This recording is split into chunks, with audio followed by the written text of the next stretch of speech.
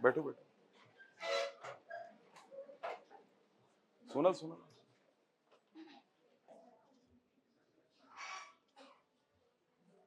Good morning. CGPSC 2019 का result आया है, जान ही रहे हैं आप सब। और रिजल्ट आया है तो मैं सोचा कि दिख रही हैं आपके सामने त्रिदेवियां बैठी हुई हैं, आप लोगों से एक बार इनका एक सीधे संवाद कराया जाए। तो रंजना तिवारी जो हैं वो छत्तीसगढ़ अधीनस्थ लेखा सेवा अधिकारी रायपुर ब्रांच से हैं, यहीं से पढ़ी हुई हैं और प्रेमचंद तिवारी सर की सिस्टर हैं। प्रेम सर के सिस्टर हैं जो आपको गणित और रीजनिंग पढ़ाते हैं ना, उनकी सबसे छोटी वाली सिस्टर हैं। तो रंजना जो है उसका रैंक 55 55वां रैंक है और अधीनस्थ लेखा सेवा अधिकारी रायपुर ब्रांच से है। स्निग्धा सलामे जगदलपुर ब्रांच से है, अभी डीएसपी के पद पर चयनित हुई हैं। ये दोनों तो राजपूत ट्यूटोरियल्स में पढ़ी हैं। रुचि शार्दुल रैंक 5 जो अभी डिप्यूटी कलेक्टर हुई हैं, पहले से छत्तीसगढ़ अधीनस्थ लेखा सेवा अधिकारी के पद पर थी। सही हूं रुचि में? और आज यहां पर क्यों है? क्लासरूम प्रोग्राम की तो स्टूडेंट नहीं रही हैं, लेकिन यहां पर आज क्यों है वो खुद बताएंगी जब आपसे वो बात करेंगी। देखिए, हम जितने भी फैकल्टीज हैं, जितने भी टीचर्स हैं, वो आपको समय समय पर तैयारी के साथ साथ कैसे बूस्ट करना है, गाइडेंस को लेकर के ये हम काम करते ही हैं, बताते ही हैं। और मेरा ऐसा मानना है कि हर टॉपर की अपनी अपनी एक स्ट्रैटेजी होती है और ये पर्सन टू पर्सन ये वेरी करता है कि किसकी क्या स्ट्रैटेजी है।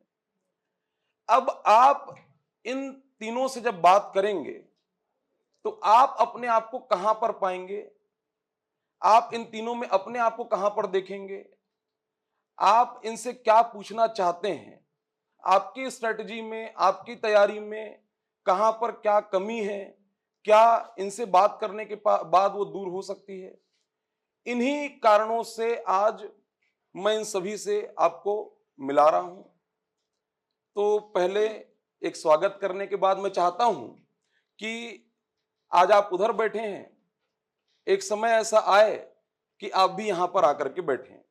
और जैसा मैं हमेशा कहता हूं कि मेरे लिए कोई भी जब टीचर्स डे भी हुआ, मेरा बर्थडे भी आया, बहुत सारे लोग गिफ्ट ला करके दिए। मैं बोला मेरे लिए गिफ्ट ये जो आप दे रहे हो, सबसे बड़ा जो गिफ्ट है वो यही है कि आप क्या पालें, सिलेक्शन पालें। आप जिस जगह पर आप पहुंचना चाह रहे हैं उस जगह पर आप पहुंच जाएं। तो पहले बुके से और मोमेंटे से पहले स्वागत कर लेते हैं, फिर एक एक करके बात करेंगे।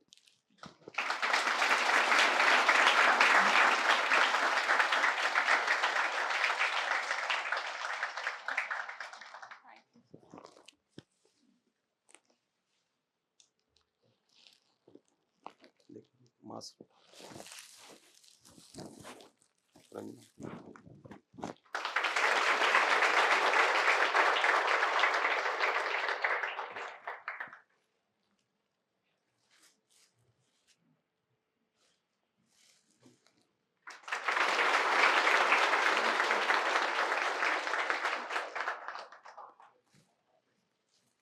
वो भी आइए।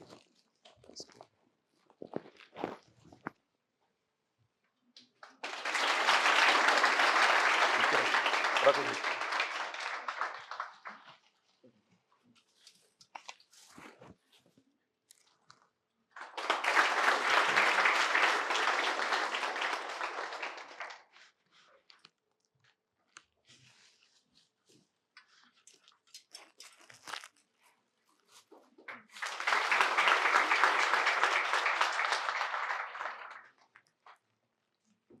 तो पहले 5-5 मिनट अपना अपना परिचय, अपनी जर्नी को शेयर करेंगे, फिर उसके बाद फिर आपका जो क्वेश्चन होगा 1 to 1 वो लेते जाएंगे। ठीक? आप सभी को बहुत बहुत good morning. It's such a pleasure. इतना मतलब हर कोई हार्डवर्क करता है, आप तो सभी जानते हैं, बट अपने हार्डवर्क का इस तरह से रिवॉर्ड मिलना सच में सपने जैसा लगता है। सबसे पहले मैं ये बताना चाहूँगी मैं यहाँ क्यों हूँ। मैं पहले तो यूपीएससी की तैयारी से अपनी प्रिपरेशन की शुरुआत की थी, बट फाइनली 1 साल के बाद मैं सीजीपीएससी में शिफ्ट हो गई थी। तो मेरे सिलेक्शन पे बहुत ज़्यादा क्रेडिट मेरी फ्रेंड को जाता है, सोनल बाजपेयी। प्लीज़ सोनल स्टैंड खड़े हो अप। जाओ।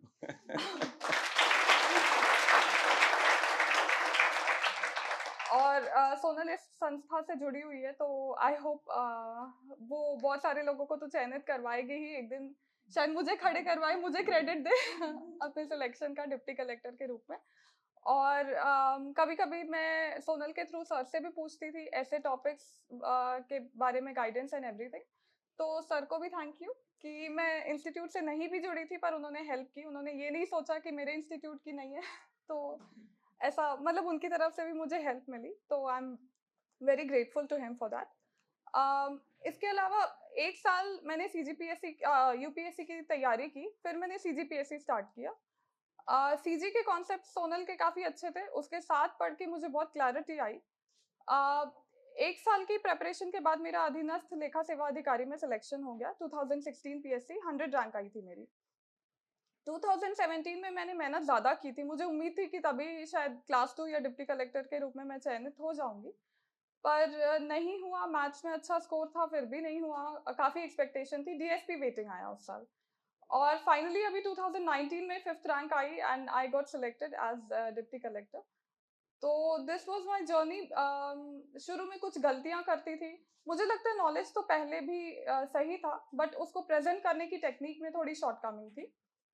वो मैंने सुधारा। फ्रेंड्स से पेपर्स चेक कराए अपने, उनसे ओपिनियन मांगा। तो उनका कहना था प्रेजेंटेशन ज़्यादा ऑर्गेनाइज्ड लगना चाहिए। जब आप आंसर लिखते हैं तो उसमें एक सेंस ऑफ क्लैरिटी, आपका जो मेंटल क्लैरिटी है वो दिखना चाहिए, सेंस ऑफ ऑर्गेनाइजेशन दिखना चाहिए। तो वो मैंने प्रेजेंट करने की कोशिश की ज़्यादा। सी ऐसा नहीं है कि सीजीपीएससी इजी है या यूपीएससी टफ है। ऐसा है कि एग्जाम अलग है, डिमांड्स अलग हैं। जब आप यूपीएससी के लिए जाते हैं तो आप कॉन्सेप्चुअल ज़्यादा पढ़ते हो, कॉन्सेप्चुअल ज़्यादा प्रेजेंट करते हो। सीजीपीएससी की डिमांड्स फैक्चुअल ज़्यादा हैं। तो मैंने फैक्चुअल इंफॉर्मेशन को प्रेजेंट करने की कोशिश की अच्छे से। योजनाएं अच्छे से लिखी, जो भी गवर्नमेंट के इकोनॉमिक सर्वे का जो डेटा था वो अच्छे से प्रेजेंट करने की कोशिश की। तो that was how I improved on my score. सबसे ज़्यादा तो वैसे ऐसे में स्कोर आया है, बट आंसर्स में भी मैंने ये कोशिश की कि वो क्लैरिटी मैं लेकर आऊँ, जो अपना नॉलेज है। फ्रेंड्स का यही कहना था नॉलेज है बट वो दिख नहीं रहा है आंसर्स में। आंसर में क्वेश्चन में जितना पूछा है उतना लिख के फुल स्टॉप। बट मैंने फिर कोशिश की कि जितना स्पेस है, जितना आप लिख सकते हो उतना तो लिखो, उतना तो अपना नॉलेज शेयर करो आंसर शीट में। वो अच्छे से शेयर हुआ तो मुझे लगता है उसका बेनिफिट मिला। फिलॉसफी मैंने बहुत अच्छे से पढ़ा, 3-4 सोर्सेज से पढ़ी, तो उसका भी, उससे भी स्कोर इम्प्रूव हुआ। और आई थिंक इंटरव्यू तो आपके ओवरऑल पर्सनालिटी का टेस्ट है। बहुत डाइवर्स क्वेश्चंस थे एंड मैंने टैकल करने की बहुत अच्छे से कोशिश की। एक ब्यूरोक्रेट को जैसे आंसर्स देने चाहिए वैसे आंसर्स देने की कोशिश की, प्रोग्रेसिव आंसर्स देने की कोशिश की। तो उसके कारण I think interview also went well. So this is how I scored well and got selected. Yeah.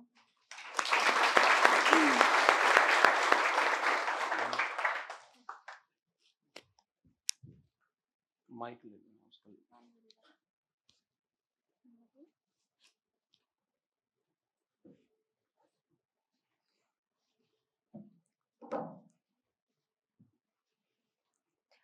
मैंने 2016 में अपना इंजीनियरिंग ख़त्म किया। उसके बाद 2017 में जो है मैंने पहली बार प्रिपरेशन चालू किया। तो उस साल का यदि किसी ने दिया होगा तो आप लोगों को पता होगा कि पेपर बहुत हार्ड आया था प्री का। फिर भी निकल गया भगवान की दया से वो लेकिन निकलना नहीं, मतलब निकलना बहुत मुश्किल था वो, है ना। तो मैंने ढिलाई कर दी पढ़ने में। मैं अपनी गलती बता रही हूँ आपको, अपनी सक्सेस तो फिर सभी बताते हैं ना, मैं गलती बताती हूँ जिससे आप सीखें, वो गलती आप ना करें अपनी ज़िंदगी में। और जितना समय मुझे लगा यहाँ तक पहुँचने में आपको ना लगे, ठीक है। आप सीधा डिप्टी कलेक्टर बन जाए, ठीक है। तो 2017 में मैंने पहली बार प्री दिया। तो उसमें ऐसा था कि निकलना बहुत मुश्किल था, तो थोड़ा ढिलाई कर दी मैंने। फिर उसके बाद प्री निकल गया। अब ढिलाई कर ही दी है मैंने और ऑलरेडी बहुत लोग पढ़ चुके हैं, तो वो थोड़ा माइनस पॉइंट हो गया। फिर भी मैंने उस समय पहली बार के हिसाब से 295 रैंक स्कोर किया था, लेकिन मुझे कोई पोस्ट नहीं मिली। और फिर 2018 में जब मैंने फिर से प्री दिया तो उस समय प्री का पेपर बहुत इजी आ गया, ठीक है। तो इजी आने के कारण कट ऑफ बहुत ज़्यादा चला गया, तो वो मेरा प्री नहीं निकला, ठीक है। तो वो वहाँ पे थोड़ा डिप्रेशन हो गया, है ना। फिर भी मैंने हार नहीं मानी। उसके बाद मैंने 2019 का प्री दिया, ठीक है। वो भी पेपर इजी था बट मेरा अच्छा था, तो मेरा वो पेपर निकल गया। उसके बाद मेंस के लिए मैंने पूरी जान लगा दी, ठीक है। मैंने एनालिसिस किया, जैसे श्रीकांत जी जो है वो यहीं से पढ़े हुए, सेकंड रैंक आया था उनका 2018 में। तो उन्होंने बताया उनका दर्शन में बहुत अच्छा स्कोर था, ठीक है। तो मैंने उसको देखा कि उनका कैसे आया करके, तो उन्होंने बताया कि उनकी स्ट्रेटेजी ऐसे थी कि ऐसे ऐसे पढ़ना है करके। तो दर्शन में मैंने बहुत अच्छा स्कोर किया है, ठीक है। तो ऐसे कर करके मैंने पेपरों को एनालिसिस किया। फिर सर से मैंने बात की इस विषय में कि सर नोट्स कैसे बनाएं, क्योंकि प्री में जैसे आपको क्या है, उत्तर आपके सामने रहते हैं, 4 ऑप्शन है, आपने टिक कर दिया। लेकिन मेंस में क्या होता है, आपको खुद सोचना पड़ता है ना। तो वो कब दिखेगा, जब सर जैसा बताया, राजपूत सर आपको क्लास में भी, प्री की क्लास में बताते हैं सिनॉप्सिस, है ना, ऐसे एरो कर करके जैसे बताते हैं, वो बहुत ज़्यादा हेल्पफुल होता है। और मेंस में भी वही काम आता है, थोड़ा बहुत आपको इधर उधर करना रहता है, बाकी सब वही लिखना रहता है, ठीक है। वही चीज़ फिर आपको दिमाग में आएगी, फिर आप अच्छे से उसको लिख पाएंगे, है ना। तो 2 में 2, 15 में 15, ऐसे आपको मार्क्स मिल जाएंगे आराम से, ठीक है। तो उस हिसाब से मैंने उसको प्रिपरेशन किया और 2019 में मेरा 55 रैंक आया और मुझे सासो का पद मिला है। और अच्छा करूंगी तो आगे चल के और अच्छा मिलेगा, पर वर्तमान में जो मिला है उसकी मैं कद्र करती हूँ कि मैं एक प्रशासनिक अधिकारी हूँ। किसी समय में मैं आप लोगों के बीच में ही बैठा करती थी, लोगों को सुनती थी, और उस दिन मैंने डिसाइड किया था कि मैं भी कभी यहाँ आऊँगी और बैठूंगी, लोग मुझे भी सुनेंगे। तो आज वो दिन आया है जब आप लोग मुझे सुन रहे हैं, कल आपका दिन आएगा, आपको भी लोग सुनेंगे, ठीक है। तो इस तरीके से है। जर्नी ईजी नहीं थी, लेकिन जर्नी भी इंजॉयबल होती है, आप सभी इंजॉय कीजिए जर्नी को। और इसमें जो मेरा क्रेडिट है इधर तक पहुंचने का, परिवार वालों का तो है, गुरुजनों का भी है। सर से मैंने बहुत ज़्यादा गाइडेंस ली, और मेरे भैया तो हैं तो उसका थोड़ा प्लस पॉइंट भी हो गया, है ना। जो भी रहता था डायरेक्ट कॉल कर लो, पूछ लो, जो भी है जैसा भी है करके। आपसे भी वो बच्चे जैसा ही रहता है, सर लोग का ऐसा कुछ नहीं है ना। तो उनका तो है। साथ में मेरी बहन का बहुत ज़्यादा योगदान है ना। सबकी ज़िंदगी में किसी ना किसी का एक पर्सनली योगदान रहता है। मेरी बहन का बहुत ज़्यादा योगदान है। हम दोनों साथ में ही पढ़ते, 24 घंटे, मतलब यदि 18 घंटा यदि साथ में रहना होगा तो हम दोनों साथ में ही रहते। परंतु किसी कारणवश उसका 154 रैंक आया और उसका नहीं हुआ।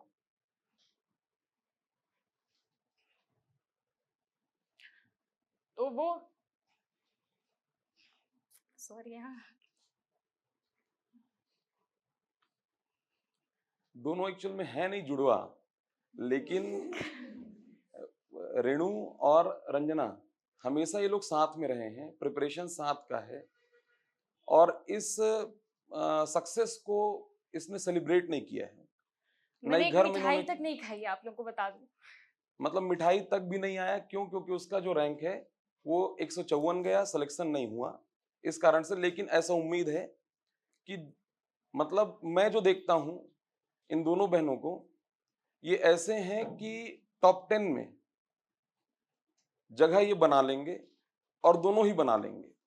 मतलब ये होता है ना कि जैसे रैंक सेकंड थर्ड दोनों हस्बैंड वाइफ हैं, ये हुआ है ना। वैसे ही एक समय ऐसा आएगा कि टॉप 10 में ना ये दोनों बहनें दिख जाएंगी, रंजना और रेणु दोनों। तो अभी खैर एक होता है, समय होता है, हर किसी का एक स्ट्रगल होता है। उसका भी काफी लंबा संघर्ष है रेणुका का, और इस बार उसका 154 रैंक आया और उसको नहीं मिल पाया, पोस्ट नहीं मिल पाया। नहीं मिल पाया तो मेरे को लगता है बहुत अच्छा कमबैक करेगी और काफी अच्छा करके सीधे टॉप 10 में जगह बनाएगी, लेकिन दोनों साथ में बनाएंगे। जी सर, और मेरे पिताजी का भी बहुत बड़ा योगदान था। अब ऐसे तो होगा नहीं, आप लोगों के साथ पिताजी जाते होंगे पेपर लिखने के लिए, लेकिन मेरे पिताजी जो है वो मेरे साथ जाते थे पेपर लिखने। वो लिखते नहीं थे लेकिन वो बाहर बैठे रहते, सब काम छोड़ के वो 2 घंटे का जो बीच में गैप रहता था वहाँ वो बैठे रहते थे कि मेरा बच्चा जो है वो मेंस लिख रहा है। तो ऐसा संघर्ष आपका ही नहीं होता, आपके पीछे बहुत लोगों का संघर्ष होता है। आपके साथ आपका परिवार भी तैयारी करता है, चाहे वो माता जी हो खाना बनाने के क्षेत्र में हो, या पिताजी हो आपको आर्थिक रूप से सहायता देने के क्षेत्र में हो, है ना। तो सबका योगदान रहता है यहाँ तक पहुँचने में। तो आप लोग भी अच्छे से मेहनत कीजिए और अगले साल आप भी यहाँ बैठिए, है ना। ठीक है, थैंक यू।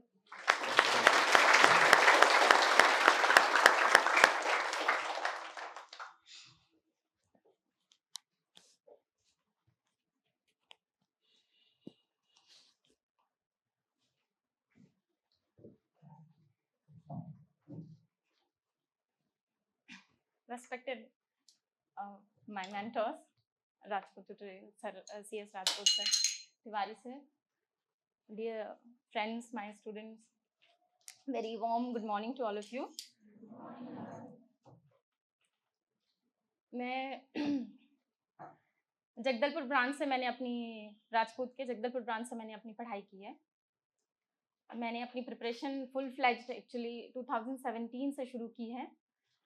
उसके पहले 2016 में मैंने अपेयर किया था पेपर, लेकिन वो विदाउट प्रिपरेशन था। हर पर्सन की जो सक्सेस स्टोरी होती है एक्चुअली वो जीरो से शुरू होती है। कोई भी पहले से बॉर्न ब्रिलियंट नहीं होता, राइट? ये बहुत ही ज़रूरी होता है कि आप जब अपना पहला स्टेप रख रहे हैं, आप अपना इनिशियल स्टेप जब रख रहे हैं, तो एक अच्छा गाइडेंस बहुत ही आपको आपके सक्सेस में बहुत ज़्यादा कंट्रीब्यूटिंग फैक्टर होता है। ये मैं आप लोगों को शेयर करना चाहती हूँ। जब मैंने अपनी तैयारी सेल्फ स्टडी के थ्रू शुरू की थी, वो पेपर मेरा क्लियर नहीं हुआ था, तो मुझे तब ये समझ में आया कि अगर हम कोई भी चीज़ स्ट्रक्चर तरीके से एक पर्टिकुलर टाइम इंटरवल में अगर हम कंप्लीट नहीं करते हैं तो क्या प्रॉब्लम्स होती हैं। इसलिए 2017 से मैंने प्रिपरेशन की, राजपूत ट्यूटोरियल की मैं मेंबर हुई और उन सर के गाइडेंस में मैंने अपनी तैयारी शुरू की है। मुझे अपना पहला इंटरेक्शन अभी भी याद आता है सर के साथ।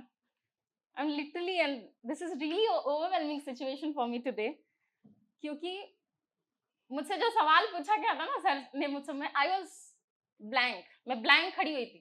मुझे पता ही नहीं था, मतलब मुझ में इतनी कैपेसिटी नहीं थी कि मैं आंसर दे पाऊँ उस बात का, क्योंकि सर का ऑरा ऐसा है ना, आप सब जानते हैं, अच्छों का दिग्धी बन जाती है। तो वो मेरे साथ हुआ। मैं I am kind of student जो बैक बेंचर रहती है। मैं कभी सामने बैठने वाली स्टूडेंट्स में से नहीं हूँ। आई एम नॉट अ स्टूडेंट जो सेंटर ऑफ अट्रैक्शन पसंद करती है एक्चुअली में। तो मैं खोपचे में पीछे बैठा करती थी और ये फैक्ट है। और जनरली जो हाइटेड लड़के होते हैं उनके पीछे। पर पता नहीं वो क्या होमवर्क दिया था सर ने किसी टॉपिक पर, मुझे नहीं मालूम था। वो पहली दफा है जब मुझे ये पता चला कि मेरे में कैपेसिटी है। मैं उसकी बात बताती हूँ। कोई क्वेश्चन था, सर ने डील करने के लिए हमें कहा था, और वो पूरे क्लास में शायद इवनिंग बैचेस जो है उसमें भी फिर मेरा जिक्र किया गया कि इस लड़की का आंसर देखना इतना अच्छा लिखती है। तो वो इस वजह से सर शायद मुझे मेरा नाम जानता है, अदरवाइज तो मैं तो कहीं मुझे रिकॉग्नाइज नहीं कर पाता। मेरे को जगदलपुर में हमेशा से ये लगता था कि यदि स्निग्धा का प्री निकल जाए तो मेंस बहुत अच्छा कर सकती है। ये चीज मेरे को रंजना के बारे में भी लगता था, ये चीज कहीं ना कहीं पे मेरे को सोनल के बारे में भी लगता था। किसी कारणवश भले उसका प्री नहीं निकल पाया, मेंस नहीं दे पाई, लेकिन मेरे को जिन स्टूडेंट्स में लगा कि नहीं ये प्री यदि निकाल लें तो मेंस काफी अच्छा कर सकते हैं, जगदलपुर के उन स्टूडेंट्स में से एक जो थी वो स्निग्धा थी। मतलब मेरे को ऐसा लगता था इसका लेवल जो है वो यूपीएससी का लेवल है।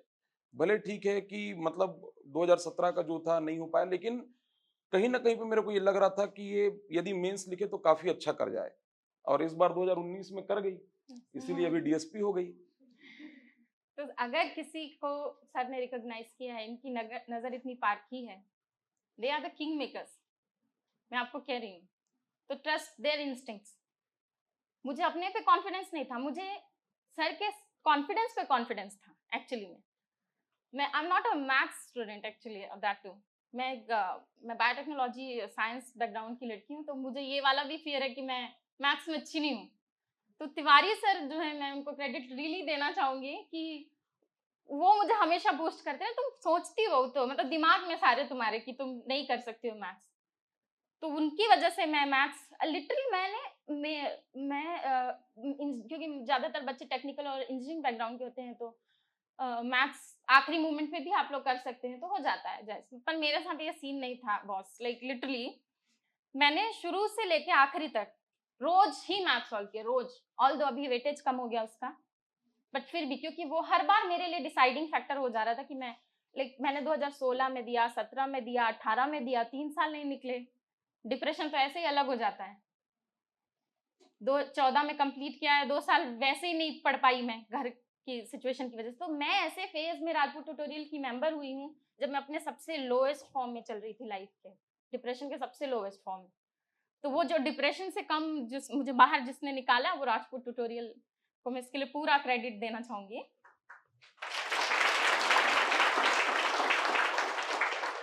यहीं पे एक चीज थोड़ा सा शेयर करूंगा।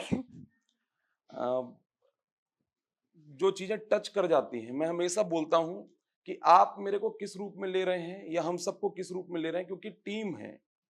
राजपूत ट्यूटोरियल एक टीम है जिसकी कुर्सी को मैं संभाल रहा हूं, लेकिन हमेशा टीम एफर्ट होता है और आज एक मजबूत टीम आपके पास है। रंजना और उसके बाद इधर रेणु, सोनल हो, और अभी सोनल के कारण से रुचि साथ में है। स्निग्धा की यदि बात करूं तो जिस दिन रिजल्ट आया, सिलेक्शन लिस्ट नहीं पता था कि उसी दिन सीजीपीएससी इतना फास्ट काम कर रही है कि बिल्कुल दूसरे दिन ही वो सिलेक्शन लिस्ट जारी कर देगी।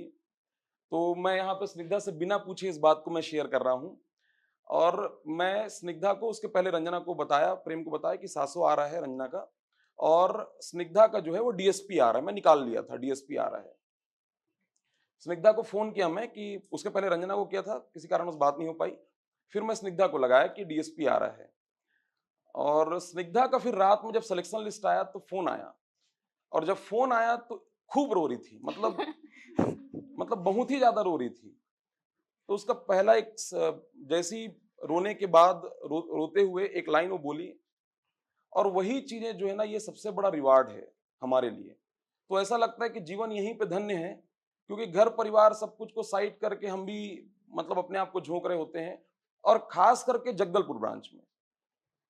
तो इसका एक लाइन था कि सर, सुनीता के पापा नहीं है, तो सर पापा नहीं है ना, तो इसलिए पहला कॉल किसको करूं, पहला ये किसको बताऊं, तो इसलिए मैंने आपको कॉल किया है। ये स्निग्धा का लाइन था।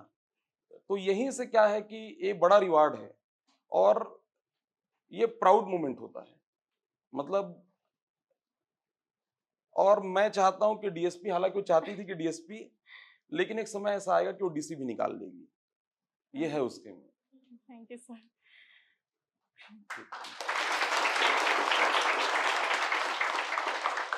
ये तो होगी मेरी पर्सनल बात। अब मैं अपनी स्ट्रेटेजीज के बारे में बात करना चाहूंगी। तो जब हम प्री की तैयारी करते हैं, टेस्ट सीरीज बहुत ही इंपॉर्टेंट चीज है। आप कोई भी टेस्ट, चाहे आप सबसे मिनिमम मार्क्स भी स्कोर कर रहे हो, पहले तो चीज है कि टेस्ट सीरीज को कभी स्किप नहीं करिए। आप प्रिपरेशन नहीं भी करके आते तो भी अपना फाइट दीजिए। होता है कभी कभी, क्योंकि इतना सारा कंटेंट एक साथ पढ़ना होता है, it's not easy to handle such thing, such pressure as well. तो वो करिए प्री के लिए। नोट्स बनाइए। मेरे सक्सेस का स्टोरी सिर्फ यही है कि मैंने नोट्स, आई एम रियली कीन टूवर्ड्स नोट्स। मैं हमें जो साइंस लाइफ साइंस स्टूडेंट होंगे उन लोग इस बात को समझेंगे भी कि हमें क्या होता है ना, हमें सॉर्टेड नोट्स नहीं मिलते थे कभी भी। ग्रेजुएशन में, मास्टर्स के दौरान भी हमको बहुत सारे बुक्स से नोट्स बनाना पड़ता है।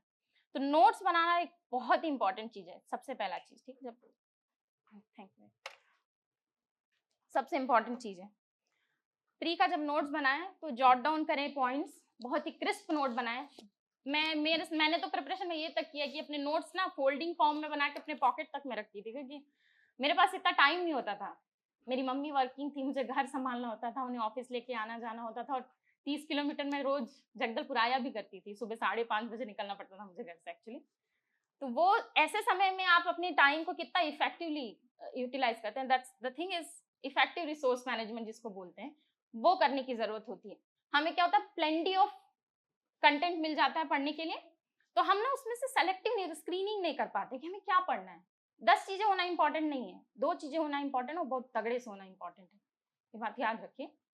तो इफेक्टिव रिसोर्स मैनेजमेंट पे ध्यान दीजिए। जब मेंस की बात आती है, अपना अप्रोच कॉम्प्रिहेंसिव रखिए। कोई भी टॉपिक पढ़ते हैं मल्टी डायमेंशनल रखिए। उसमें आप पढ़ते हैं उसका क्या इकोनॉमिकल इम्प्लीकेशन है, क्या हिस्टोरिकल एस्पेक्ट क्या है उसके, ये ज्योग्राफिकल एस्पेक्ट क्या, हर डायमेंशन में आप जब भी कोई कंटेंट पढ़े उसको हर चीज से को रिलेट करने की कोशिश कीजिए, स्ट्रक्चराइज कीजिए, स्कीमेटिक्स बनाइए, डायग्राम बनाइए। आपका इवन जैसे रीजनिंग हम पढ़ते हैं तो हम अपना वेन डायग्राम पढ़ते हैं, रिप्रेजेंटेशन का तरीका सीखते हैं, क्यों ना हम उसको अप्लाई करें जब हम उसको फिलोसफी पढ़ते हैं, तो क्यों ना अप्लाई करें जब हम उसको सोशियोलॉजी पढ़ते हैं। तो थ्योरी से सिर्फ कुछ नहीं होता।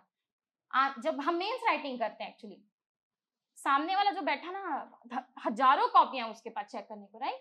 वो एक क्या फैक्टर है जो आपकी कॉपी को वो एक बार देखे तो उसको मजा आ जाए, भाई इसने लिखा आंसर। तो वो होता है जब आप अपना सिस्टमेटिक रिप्रेजेंटेशन दिखाते हैं। तो जब भी आंसर कोशिश करिए बहुत स्ट्रक्चराइज करने की, डायग्राम बनाएं जब भी मेंस में, उसको एक बॉक्स में बनाएं, उसको फिगर नंबर दें, उसमें लाइक जो भी आपने दर्शाया है उसको पॉइंट्स बताएं, वहां पे आपने ये बताया। इनफैक्ट ज्योग्राफी में मैं स्पेशली बताना चाहूंगी, जब आप मैप ड्रॉ करें तो इंडिया का मैप आप ऐसे ड्रॉ करना सीखें कि आप इंडिया के हर एक पोर्शन का मैप ड्रॉ कर सकें। आप जब नॉर्थ ईस्ट का कुछ पर्वतों की बात बता रहे हैं, आप मान लीजिए गारो खासी जयंतिया के बारे में बता रहे हैं, तो ट्राई करिए कि वो आप जो क्या कहते हैं गरजट वाला हिल्स जो एरिया है वो आपको दिखना चाहिए। पूरा इंडिया का मैप बनाने की जरूरत नहीं, आप नॉर्थ ईस्ट का मैप बनाइए। साउथ में बता रहे हैं आप, पेनिनसुलर इंडिया के बारे में बता रहे हैं, आप सिर्फ उसमें ही मैप बनाइए। नॉर्थ हिमालय बता रहे हैं, सिर्फ हिमालय वाला एरिया ही बनाइए, नॉर्थ बनाइए। वो एक्चुअली में इफेक्टिव लगता है, आपका स्पेस भी बचाता है। ये अलग अलग सब्जेक्ट का राइटिंग स्किल का अलग अलग डिमांड होता है। मैंने पहली बार मेंस लिखा है, मैं इसलिए ये बात बता रही हूँ, हो सकता है आगे भी और लिखूं। तो ये करने की बहुत ज्यादा जरूरत होती है। जब कुछ लोग इंटरव्यू सोच रहे होंगे स्निग्धा कि मत लिखें करके। अब मैं इंटरव्यू की बात बताती हूँ। जीत की स्ट्रैटेजी एक दिन की नहीं होती, राइट? एक दिन में कोई नहीं बन जाता। आप अपना जब भी इंटरव्यू की तैयारी करें, मैं तिवारी सर को भी ये बात बोल रही थी एक्चुअली। मुझे ना पहली बार जब क्लास में खड़े किया गया था और मैं जिस दिन नहीं बोल पाई वो आंसर, लगातार सर मुझसे क्वेश्चन का, मैं I was like totally blank. मैं उस दिन जान गई थी कि यार नहीं यार, ऐसे तो काम नहीं चलेगा। और उसके बाद दूसरी बार, तीसरी बार जब भी मेरा नाम उठा है इंस्टीट्यूट में, मैं उस दिन से इंटरव्यू की तैयारी कर रही हूँ मिरर के सामने। मुझे पता था एक दिन ये आएगा कि मैं यहाँ खड़ी होंगी और आप लोगों को एड्रेस कर रही होंगी। मैं सच कह रही हूँ। तो वो आप लोगों को करने की जरूरत है, एक दिन में नहीं होता। आप अपना जब ये सारी चीजें धीरे धीरे पाइल अप होती हैं, आप स्ट्रक्चराइज करना सीखते हैं और आप एक प्रेजेंटेबल इंसान बनते हैं। प्रेजेंटेशन बहुत जरूरी है, सिर्फ आंसर राइटिंग में मेरिटोक्रेसी सिर्फ कुछ नहीं होती। मैं आप लोगों को ये भी बात बोलना चाहती हूँ। आप कल एडमिनिस्ट्रेशन में जाएंगे, अपना मार्क्स लिख के नहीं लेके जाएंगे माथे में, राइट? आप लोग जाएंगे अपने कॉन्फिडेंस की वजह से।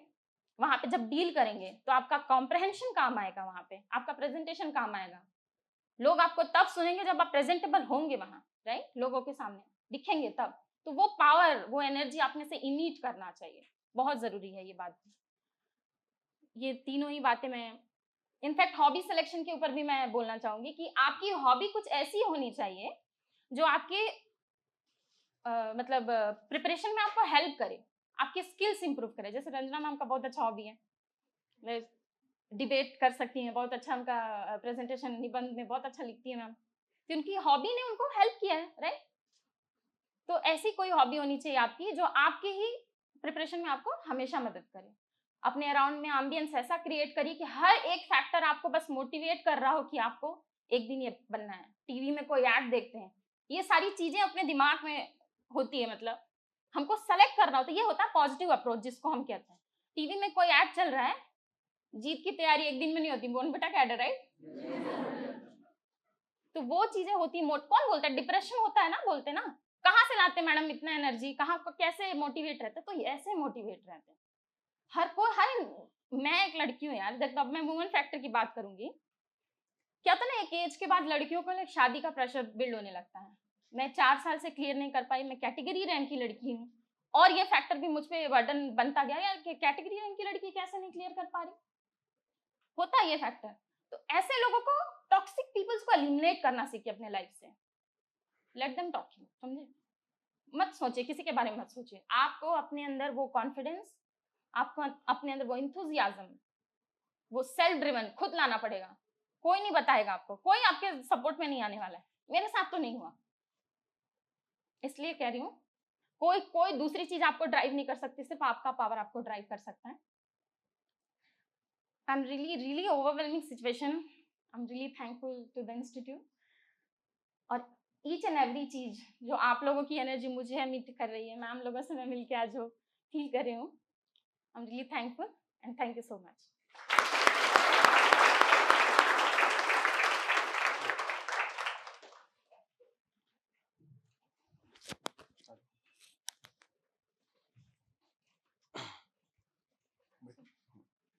है मेरे पास एक माइक है। आप सभी ने तीनों को सुना है। अब मैं चाहूंगा कि 1 to 1 यदि आपको किसी से पूछना है, चाहे रुचि मैम से पूछना हो, रंजना मैम से पूछना हो, स्निग्धा से पूछना हो, जिससे भी आपको पूछना है, जो भी क्वेश्चंस हैं आपके, तो एक एक करके आप पूछिएगा, है ना। उसके पहले 2 मिनट सोनल कुछ बोलो। सोनल बोल देगी, फिर उसके बाद फिर क्वेश्चन आंसर शुरू करेंगे और खुल करके पूछिएगा। मैं यहाँ पे नहीं हूँ, आपको जो जो प्रश्न के जवाब चाहिए, है ना। देखिए क्या है, हम सभी जितने भी टीम मेंबर्स हैं जो आपको डील करते हैं, जो पढ़ाते हैं, हम हर चीज बताते हैं। हम जैसे आपको बताए होंगे वैसे इनको भी बताए होंगे। कौन कितना फॉलो कर रहा है। होता यह है कि जब कोई टॉपर आ जाए, जब वो अपने स्ट्रेटेजी को बताए, तो कहीं ना कहीं पे वो चीजें आपको काफी अट्रैक्ट करती हैं, प्रभावित करती हैं। हम उन चीजों को रोज ही बता रहे होते हैं, समझा रहे होते हैं। अभी काफी कुछ ऐसा हुआ होगा कि चाहे रुचि बोली होंगी या रंजना बोली होंगी या स्निग्धा बोली होंगी, काफी कुछ चीजें ऐसी होंगी जो हम बोलते हैं वही चीजें बोले होंगे, ये हुआ होगा, है ना।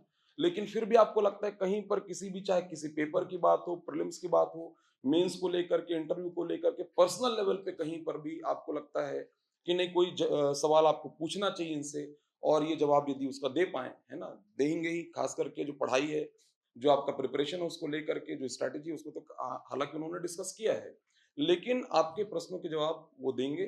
तो एक एक करके आप पूछिएगा और खुल करके पूछिएगा, है ना। मैं यहाँ पर नहीं हूँ, लेकिन मैं चाहूंगा कि 2 मिनट जो है सोनल पहले बात कर ले और उसके बाद फिर, ठीक। Thank you. हाउस का जोश हाई ही रहना चाहिए। मैम ने जो जो बोला, स्निग्धा मैम ने, वर्ड टू वर्ड मैं उसको अग्री करती हूँ कि only self motivation can drive you. और मैं राजपूत सर और इंस्टीट्यूट के बारे में क्या ही बोलूँ, मतलब मैं तो पूरी बुक लिख सकती हूँ सर के लिए स्पेशली। तो जैसे मैम ने बोला कि किंग मेकर, हमेशा अपने एक मेंटर बनाइए और उनको ब्लाइंडली फॉलो करिए। मैं ज़्यादा पढ़ाई के बारे में या स्ट्रैटेजी के बारे में इसलिए अभी नहीं बोलना चाहूँगी बिकॉज आई डोंट थिंक कि मैं अभी उस पोजीशन में हूँ। When I get selected I definitely convey those things to you. But मेरे स्पेशली मैं अपनी फ्रेंड को थैंक्स करना चाहूँगी, थैंक्स अ लॉट रुचि, क्योंकि पर्सनली उसने मुझे हमेशा बोला, और ऐसा नहीं है कि हम दोनों ने वाइस वर्सा कोई चीज़ चलती है, आप किसी से कुछ लेते हो तभी उसको कुछ देते हो। तो उनकी ही पूरी मेहनत है। मैं बहुत ग्रेटफुल हूँ कि उनने इसको रिकॉग्नाइज किया, मेरा जो भी थोड़ा बहुत कंट्रीब्यूशन होगा, ये बहुत बड़ी बात है। और मैम की एक बात को मैं स्पेशली, क्योंकि मैं बिलीव करती इस चीज़ को, इसलिए बोलना चाहूँगी, स्निग्धा मैम की बात को रिपीट करना चाहूँगी कि एक दिन में कुछ नहीं होता। तो प्रिपरेशन के साथ बहुत इम्पोर्टेंट है कि आप अपनी पर्सनैलिटी पे भी उतना ही इक्वली इम्पोर्टेंट ध्यान दें, एनहेंस करें वे ऑफ टॉकिंग, नज़रिया सोचने का, देखने का, चीज़ों को पर्सपेक्टिव। क्योंकि अगर आपने सिविल्स के, देखिए सक्सेस हर कोई तो नहीं बनेगा, ठीक है, लेकिन लाइफ रुक भी नहीं जाएगी, है ना आपके पास। तो आप, मेरी यही एक सजेशन है आपको कि इतने लंबे, मैं बहुत लंबे टाइम से इस जर्नी में हूँ, मतलब अनफॉर्चुनेटली नहीं बोलूँगी, क्योंकि जब आपको कोई चीज़ नहीं मिलती तो कुछ दूसरी रेडी होती है। You just need to see that, you just need to grab the opportunity. Like मैं जैसे इंस्टीट्यूट से जुड़ी हुई हूँ, तो मेरे लिए बहुत बड़ी अपॉर्चुनिटी, क्योंकि जब मैं यहाँ सर के साथ कन्वर्सेशन करती रहती हूँ तो मुझे लगता है कि राजपूत इंस्टीट्यूट राजपूत सर का कम है और मेरा ज़्यादा है ना। तो इस तरीके से चीज़ है कि आप अगर सिविल की प्रिपरेशन सिर्फ 1 साल करें, छोड़ दें, डजंट मैटर। मैंने यही फील किया कि लाइफ में आपका करियर पाथ जो भी हो, एक बार 360 डिग्री अपनी पर्सनालिटी को एनहेंस करने के लिए हर किसी को सिविल्स प्रिपेयर करना चाहिए। तो आप लकी हैं कि आपने तो ऑप्ट ही ये करियर किया है। तो बहुत अच्छे से हार्नेस कीजिए अपनी इस जर्नी को, इसमें से एक एक पॉइंट को, ताकि आप लाइफ में जिस भी, क्योंकि आपने अगर सिविल सर्विसेज अच्छे से प्रिपेयर कर ली ना, तो आप लाइफ में जो भी करेंगे सक्सेस आपकी होगी। Okay, thank you.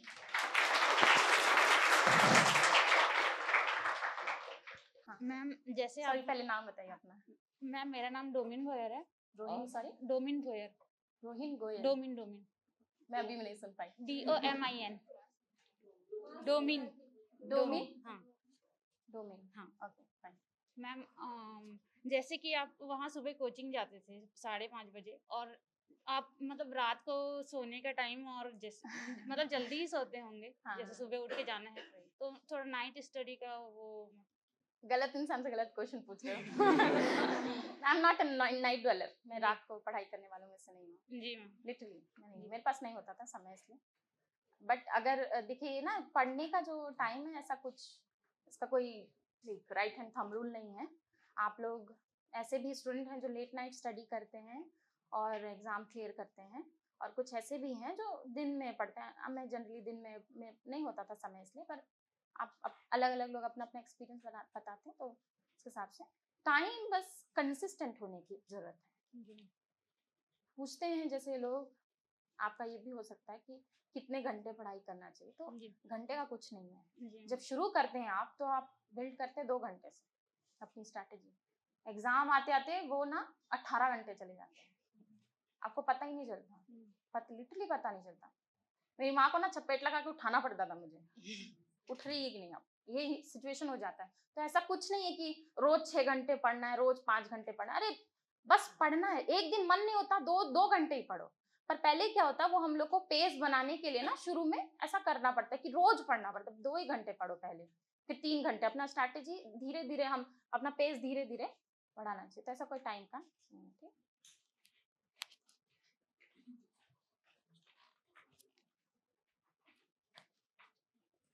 और कोई उधर नहीं होगा। वो मैम को उधर दीजिए, पहले मैं आ रही हूँ आप तक। आप बताइए अब। हाँ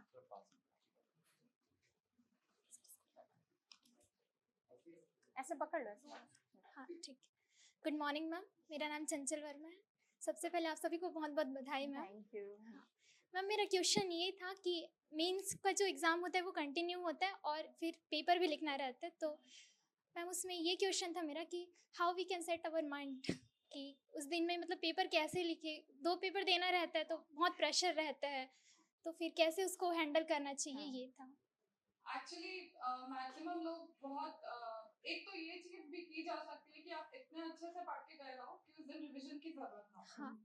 बट हर सब्जेक्ट में पॉसिबल नहीं होता, तो साइनॉप्सिस बना सकते हो। जैसे मैथ्स के लिए फॉर्मूलाज लिख लो, कोई यूनिक क्वेश्चन रहे जो जनरली मतलब आपको ध्यान नहीं रह रहा है, वो आप अलग से लिख लो। फिलोसफी के लिए छोटे छोटे साइनॉप्सिस, माइंड मैप जैसे बहुत सारे बताए, फ्लो चार्ट, माइंड मैप्स, हो सकता है मैप, इंडिया का मैप, छत्तीसगढ़ का मैप, जो क्विक आप पलट सकते हो आधे घंटे 1 घंटे में। स्पेशली मुझे लगता है साइंस के पेपर में बहुत ज्यादा प्रेशर आता है उस चीज का, क्योंकि पीसीए ये फिजिक्स केमिस्ट्री बायो भी करना है, मैथ्स भी करना है, तो उसको तो आप मल्टीपल बार पढ़ो। क्योंकि इवन मैं साइंस स्टूडेंट हूँ, पर मुझे भी दिक्कत आती है।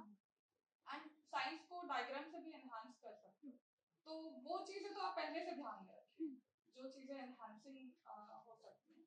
एंड उसके अलावा आई थिंक सेकंड हाफ का जो पेपर होता है, क्योंकि खाना खाने के बाद का आफ्टरनून का टाइम होता है, मैक्सिमम लोग लेजी होते हैं, तो कोशिश करो कि आपका शेड्यूल ऐसा बने, प्रैक्टिस भी आप ऐसे ही करो कि 2 से 5 घर पे भी पढ़ो, तो एग्जाम के दिन कहीं ऐसा ना हो कि बैक पेन हो रहा है या ऐसे नींद आ रही है तो आपका कंसंट्रेशन वीक हो रहा है। Yes ma'am. क्योंकि it's not just the paper, आपको पहले फिल भी करना रहता है डिटेल्स, कहीं उसमें नींद आ गई वो भी डिस्टर्ब होता है।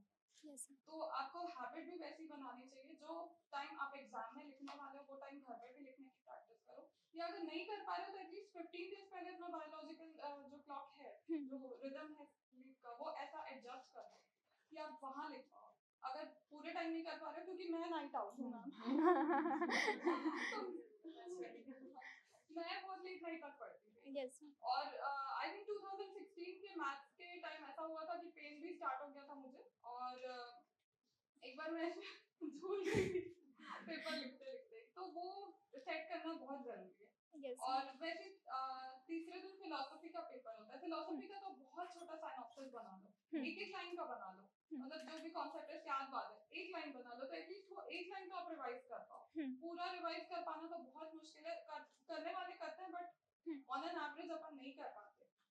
बहुत छोटे छोटे आंसर कि आपको क्लिक कर रहे हैं, और पढ़ना मल्टीपल टाइम्स पड़ेगा आपको, कि वहां बस छोटा साइनॉप्सिस देख के भी आपका पूरा रेडी हो जाए दिमाग में कि आपने कितना पढ़ा।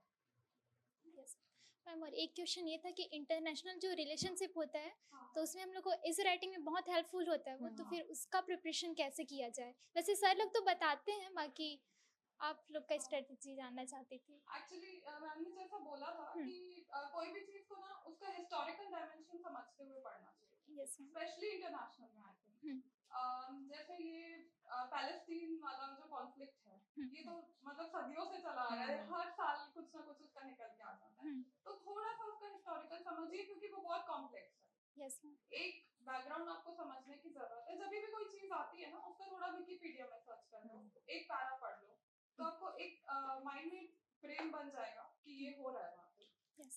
अब जैसे अभी साउथ चाइना सी का क्वेश्चन आया था, पर ये 5-6 साल से चल रहा है, तो इट्स नॉट नेसेसरी कि आप हमेशा पढ़ते रहे, बट जैसे ही वो चीज आएगी ना, इंटरनेशनल पढ़ने में बहुत मजा आता है, तो आपको ध्यान रहेगा, क्योंकि वो ही आई थिंक सबसे इंटरेस्टिंग पार्ट है सिलेबस का। वो बिल्कुल मतलब वो चीज हम अप्लाई होते हुए देखते हैं, है ना? तो उसमें में, और चाहो तो आरएस टीवी में डिबेट्स होते हैं, वो सुन सकते हो, तो उसमें भी बहुत डाइवर्स बातें समझने को मिलती है। यस। है ना? उससे भी आपको उसको ना रटना नहीं पड़ेगा, सबसे अच्छी बात है। मैप देख के पढ़ो, इंटरैक्टिव बनाओ पढ़ने को, तो वो बहुत इजीली सेटल होता है। Thank you ma'am, thank you so much. उधर उधर उधर।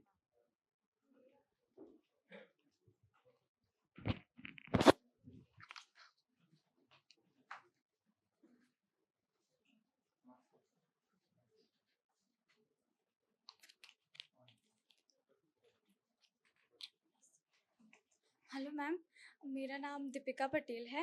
और मैम मैं ना रीज़न के बारे में पूछना चाहती थी कि ना कब कब कैसे रीज़न कर, क्योंकि मेरे को तो लगता है कि मैं अभी पढ़ी हूँ और मेरे को याद है, लेकिन कुछ दिन बाद फिर से वो सब गायब हो जाता है। तो आप लोग रीज़न कैसे करती थी वो पूछना चाह रही थी। बताएंगे मैम, बताएंगे। रिवीजन के बारे में पूछे, कैसे रिवीजन? तो रिवीजन करने के लिए आपको पहले नोट्स अच्छे से बनाना पड़ेगा, ठीक है? जैसे आजकल सर बोलते हैं सिनॉप्सिस, तो आपको हर सब्जेक्ट्स में सिनॉप्सिस वगैरह शुरू से प्री के लिए तो वैसे ही आपको पॉइंट टू पॉइंट लिखा रहना चाहिए, वो लिखा रहना चाहिए। और ये जैसे मनुष्य में ये रहता है कि 7 दिन में जनरली थोड़ा भूलने लग जाते हैं चीज़ों को, है ना?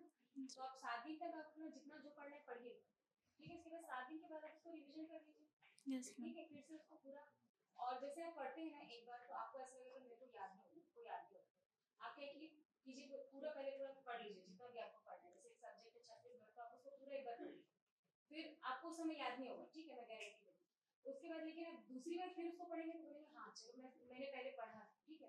फिर उसको एक बार पढ़ेंगे, फिर तीसरी बार पढ़ेंगे तो और आप उसमें स्ट्रांग होते चले जाएंगे।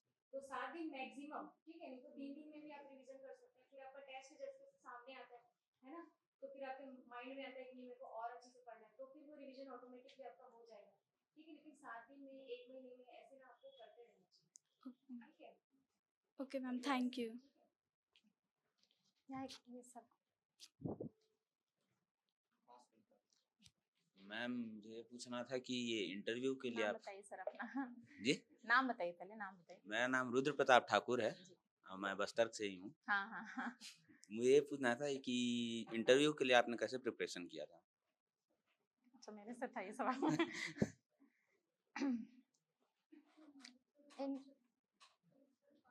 अच्छा, आवाज नहीं आ रही है? अब ठीक है? Okay. मैं बोल रही थी ना कि वो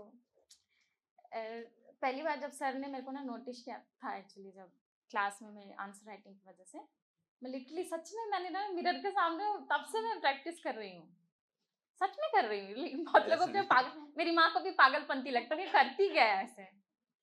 तो एक्चुअली में इंटरव्यू की प्रिपरेशन नहीं होती, आप इंटरव्यू जो होते हो आप जेन्युइन होते हो। सबसे बड़ी चीज इंटरव्यू की प्रिपरेशन में जेन्युइन हो जाइए, वहां पे फेक मत होइए।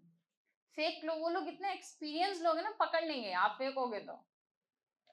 अपने आप को किसी ना लाइक स्टीरियोटाइप में मत बांधिए, अपने आप को अनबायस्ड बनाइए। इसका मतलब कोई भी क्या कहते हैं उसको, हाँ प्रेजुडिस नहीं होना चाहिए। लाइक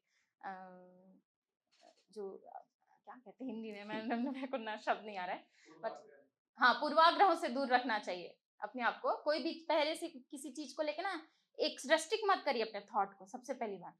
सारी ना प्रॉब्लम वहीं शुरू हो जाती है कि हम ना कुछ कुछ चीजें ना पहले से पाल के रखे हैं, लड़की है तो ये, लड़का है तो ये, सोसाइटी ऐसी है, इन सब के बियॉन्ड है चीजें। सोसाइटी इतनी चेंजिंग है, डायमेंशन बदल रहा है ना कि कोई भी चीज कांस्टेंट नहीं है, ठीक है। तो पहली चीज ये करना है कि प्रैक्टिस करना है। अब इंटरव्यू की प्रिपरेशन कैसे होती है, आप लोगों से बात करिए, आप अपना स्फेयर बनाइए, ऐसे लोग जो लोग ना इंटेलेक्चुअली इतने ग्रोन अप है, सेलेक्टिव हो जाइए दोस्तों के लिए। अरे फालतू बात कर रहे, उन लोग से बात ही क्यों करना है, मत करिए ऐसे लोगों से बात। ये सारी चीजें आपकी पर्सनालिटी को बनाती हैं। जब आप एक वॉचमैन से बात करते हैं, उससे क्या बात करने का लहजा होना चाहिए, एक ऑफिसर से बात करते हैं, उससे बात करने का क्या लहजा होना चाहिए, ये जब आप डेवलप कर लेते हैं तो आप जेन्युइन पर्सन बन जाते हैं। और यही चीजें आपको इंटरव्यू में मदद करती हैं एक्चुअली।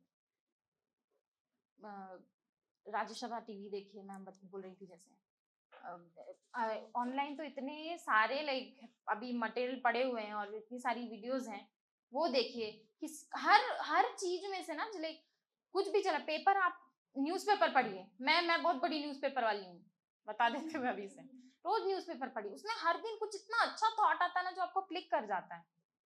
वो जो चीज है ना वो होना चाहिए, आप में वो स्किल डेवलप करिए कि 5 बातें लिखी हैं, इसीलिए बार बार कॉम्प्रहेंशन का बात मैं बोल रही हूँ। 5 बातें लिखी, उस 5 में से 2 बातें वो क्या है जो आपको हिट करनी चाहिए, वो 2 बातें क्या है जो आपके लिए प्रोडक्टिव होना चाहिए, ये आपकी इंटरव्यू को बनाती है बेहतर। अपना रिज्यूमे पे बहुत काम करिए। जैसे मैं क्लासिकल सिंगर हूँ एक्चुअली, मेरा म्यूजिक में इंटरेस्ट है, तो मैंने अपनी हॉबी पे काम किया है एक्चुअली। मैं गाना तो गाते, सब गाते, गाना किसको पसंद नहीं होता, राइट? पर मैंने काम किया उस पर, क्लासिकल की क्लासेस ली हैं मैंने। तो ये मेरे को पता था कि कभी एक दिन ये मतलब विजनरी होना भी बहुत जरूरी होता है ना, क्योंकि तो ये ऐसे होती है इंटरव्यू की प्रिपरेशन, कोई एक दिन में नहीं कर सकता है, एक दिन में आपकी पर्सनालिटी इनहांस नहीं की जा सकती, एक दिन में आपको रिप्रेजेंटेबल नहीं बनाया जा सकता। इसमें मैं एक चीज और कहना चाहूंगी, अक्सर ना हम लोग मेंस दे के बहुत लेजी हो जाते हैं, पढ़ाई छोड़ देते हैं, करंट अफेयर स्पेशली पढ़ना कम कर देते हैं। और मैं भी थोड़ी सी रिलैक्स हो गई थी, तो 1 महीने पहले फिर इतना पैनिक हो रहा था, एसेट मोनेटाइजेशन स्कीम, जितनी भी स्कीम्स आ रही थी वो फिर मैं खोल खोल के यूट्यूब में समझ रही थी, तो वो मत करिए। देखिए प्रिपरेशन तभी छोड़िए, या तो आप सैचुरेट हो गए कि अब आगे नहीं पढ़ना है, या आप सेटिस्फाई हो गए कि अब आगे नहीं जाना है, नहीं तो प्रिपरेशन छोड़ना ही नहीं है, लास्ट डे तक के जिस दिन तक के आपको लग रहा है आप कर सकते हो। एंड सेकंड चीज मैम ने जो कहा उस पर मैं ऐड करना चाहूंगी प्रेजुडिसेस के बारे में। एक्चुअली सी हम में से किसी की गलती नहीं है, पर हम ऐसे वर्ल्ड में आए हैं जहाँ बहुत बायसेस हैं, कम्युनल, कास्टिस्ट, मिसोजिनी, सारे सारे तरह के बायसेस हैं। एंड हमारा काम है कि हमको बेटर वर्ल्ड बनाना है, तो हम उन बायसेस से बाहर आए, हम ये ना सोचे, कास्ट बेसिस पे ना सोचे, और वो धीरे धीरे आता है क्योंकि हम अपने सराउंडिंग से सीखे हैं, बचपन से कोई भी चीज सीखे, और हम सब सीखे हैं, हम सब के अंदर कुछ ना कुछ है। तो प्रेजुडिसेस आपके अंदर नहीं होंगे तभी आप वहाँ पे न्यूट्रल होकर बात कर सकेंगे और आप जेन्युइन लगेंगे। इंपॉर्टेंट ये है कि इंटरव्यूअर्स को आप जेन्युइन लगो, आप झूठी झूठी बात करोगे तो वो पकड़ लेंगे। तो उसमें खुद वर्क करिए, खुद अपनी पर्सनालिटी पे वर्क करिए, और डे बाय डे हम सीखते हैं। कई बार मैं भी कह देती हूँ ये क्या कर रहा है, फिर सोचती हूँ मे बी उसकी कोई ऐसी सिचुएशन होगी, तो हम कोशिश करें कि हम उतने ओपन माइंडेड हो, उतने जजमेंटल ना हो, तभी हम आइडियाज को लेके एक्सेप्टिंग हो पाए। Thank you. वो पीछे सर और मैम मेरा नाम इच्छा मिश्रा है और मेरा क्वेश्चन ये है आपसे कि कुछ सब्जेक्ट जो होते हैं वो प्री से थोड़े डिफरेंट होते हैं, जैसे समाज शास्त्र हो गए, लोक प्रशासन हो गया और भी दर्शन भी हो गए। तो ये सब चीज़ों को अपने सब्जेक्ट्स को अपने प्री के साथ में लेकर के आगे बढ़ा, या फिर वो जो 3 मंथ्स जो होते हैं प्री क्लियर होने के बाद, तो उस टाइम पे आपने फिर उसको प्रिपेयर किया? एक्चुअली हम लोग जो अटेम्प्ट दिए हैं ना, इसमें तो बहुत टाइम मिला, तो मतलब उसमें कुछ कहना, बट आई थिंक फिलोसफी का सिलेबस बहुत वास्ट है, तो आप वो 3 महीने में जाओगे ना, 1 महीना ही फिलोसफी लगेगा, और वो ऐसा सब्जेक्ट है एक बार में तो आप कॉन्फिडेंट नहीं फील करोगे, 2 बार 3 बार पढ़ना ही पड़ता है। तो आई थिंक फिलोसफी के लिए तो पहले से पढ़ लो, बैड हो सकता है, बट अगर बाकी सब्जेक्ट बहुत स्ट्रॉन्ग है, क्योंकि मार्क्स ज्यादा नहीं कैरी करता, इंटरेस्टिंग सब्जेक्ट है, मतलब कोई अच्छे से पढ़ा दे तो इट इज इंटरेस्टिंग, क्योंकि वही हमें करना है एक्चुअली जब सेलेक्ट होने के बाद। बट स्टिल आप एक बार हो सकता है सुपरफिशियली भी पढ़ लो या अच्छे से भी पढ़ लो, बहुत टाइम टेकिंग नहीं है, जैसे कि लाइक फिलोसफी का क्वेश्चंस ना प्री में आता है, प्री में भी आते हैं हाँ ओवरलैपिंग होता है, ऐसा नहीं है कि एकदम ही अलग होता है। ma'am. फिलोसफी के क्वेश्चंस प्री में आते हैं। इनफैक्ट सोशल प्रोपांडर्स जो भी रहे हैं ना, ये जैसे हम लोग ये सूफी मूवमेंट ये सब जो पढ़ते हैं वो भी सोशियोलॉजी का पार्ट है एक्चुअली में, तो ये सारी चीजें ओवरलैपिंग वो आती हैं। ओके तो अब मुझसे पूछेंगे तो मैं पबेड और फिलोसफी में पहले से पढ़ रही थी, अचानक से नहीं शुरू किया, क्योंकि एक तो ना मैम इंग्लिश मीडियम वाले, तो ये सबसे बड़ा रोना इंग्लिश मीडियम वालों का कि हमको ना फिलोसफी में ना कंटेंट नहीं मिलता, बहुत ही मिलता तो इतना वाहियात कंटेंट मिलता है सच में बहुत ही गंदा, तो वो ना हम लोग को बहुत वर्क करना पड़ता है इसके पीछे। और मैम प्री के 1 मंथ पहले जैसे जनवरी है तो वहाँ पे आपका स्ट्रेटेजी क्या होता है? बाकी टाइम तो सब प्रिपेयर करते हैं बट वहाँ पे हमको सब चीज़ों को समेटना पड़ता है और रिवाइज करना पड़ता है, तो वहाँ पे आप क्या करते थे मैम? क्योंकि मुझे ना शॉर्ट नोट्स बनाने की आदत है, तो मुझे रिवाइज करने में मेरा तो ये सिचुएशन में एक दिन में 5 सब्जेक्ट रिवाइज कर सकती थी, क्योंकि मैंने शॉर्ट नोट्स बनाने का मतलब मैं एक्चुअली बहुत ही राइटिंग वाली हूँ। मुझे ना चीजें ना ऐसे बुक में देख के याद नहीं होती। बहुत लोगों का इतना अच्छा कैलिबर होता है यार, मैं समझती हूँ कि बुक में लिखा होता है, उनको कौन से बुक में कौन से पेज में लिखा हुआ है। मैं नहीं, मुझे कोई भी चीज को 10 बार लिख के देखना पड़ता है। मैं इसीलिए मुझे थोड़ा रिगरस प्रिपरेशन की जरूरत पड़ी। अपना अपना प्रोज एंड कॉन्स अलग अलग होता है, अपना अपना मेंटल कैलिबर अलग अलग होता है ना। कुछ लोग बहुत जल्दी चीजों को ग्रास्प कर लेते हैं, मेरे साथ ये नहीं है। मुझे ना मैं कभी कोई सामने लगा ना नॉलेज देख के मुझे डर लग जाता था इस वजह से, तो मुझे बहुत ज्यादा ही लिख के मैं लिख के प्रैक्टिस करने वालों में से हूँ। वो सर पीछे उधर, वो पीछे सर को, वो पहले हाथ काफी देर में हाथ उठा रहे हैं। हाँ वही वो भी हो जाता है। Hello. Hello, ma'am, to all of you. My Lord. First of all, ma'am, congratulations to all of you. And I'm really grateful that I've got the opportunity to talk to you. Actually, my just question is about the medium, ma'am. English medium, Hindi medium. And my thing is that I'm more comfortable in English and presentable, and I just want to know that is that the CGPSC more biased towards, ज़्यादा biased तो नहीं है CGPSC की हिंदी में ज़्यादा अच्छे से grasp हो तो उनको ज़्यादा मतलब favor होता है, और if it's not in English medium like ma'am बैठी हिंदी मीडियम वाली, yes, just लगता है wanted to biased know होता है। about एक्चुअली ना मुझे लगता है हिंदी मीडियम इंग्लिश मीडियम दोनों होते हैं। हिंदी वाले कहते हैं इंग्लिश वालों को मार्क्स ज्यादा मिलते हैं, इंग्लिश वाले कहते हैं हिंदी के पास कंटेंट ज्यादा है। तो मतलब सी अगर बायस होगा भी तो हम कुछ कर नहीं सकते, हम बस हार्ड वर्क कर सकते हैं। एंड मैं इंग्लिश मीडियम वाली हूँ, पर पीजी मैंने पूरा हिंदी में पढ़ा है। मैं भी हिंदी मीडियम में हूँ। हाँ पढ़ना ही पड़ता है क्योंकि कंटेंट उतना स्ट्रॉन्ग है नहीं, और हम ही ट्रांसलेट करके साइड में बुक्स में लिख लें, नोट्स बना लें, ये हम कर सकते हैं। बट सी बायसेस पे तो मैं नहीं जाऊंगी। मैं क्योंकि मैं सेलेक्ट हुई हूँ, मैं हिंदी मीडियम वालों को भी अच्छे रैंक्स लाते देखी हूँ, तो मैं नहीं कह सकती कि बायस है। वो हमें बस अपना हार्ड वर्क देना पड़ेगा। आप कोशिश करिए एक दो और इंग्लिश मीडियम में जो कंफर्टेबल है उनके साथ ग्रुप बनाइए, तो मतलब चीजें जल्दी क्लिक नहीं करती ना, बट फ्रेंड्स आपके बता देते हैं।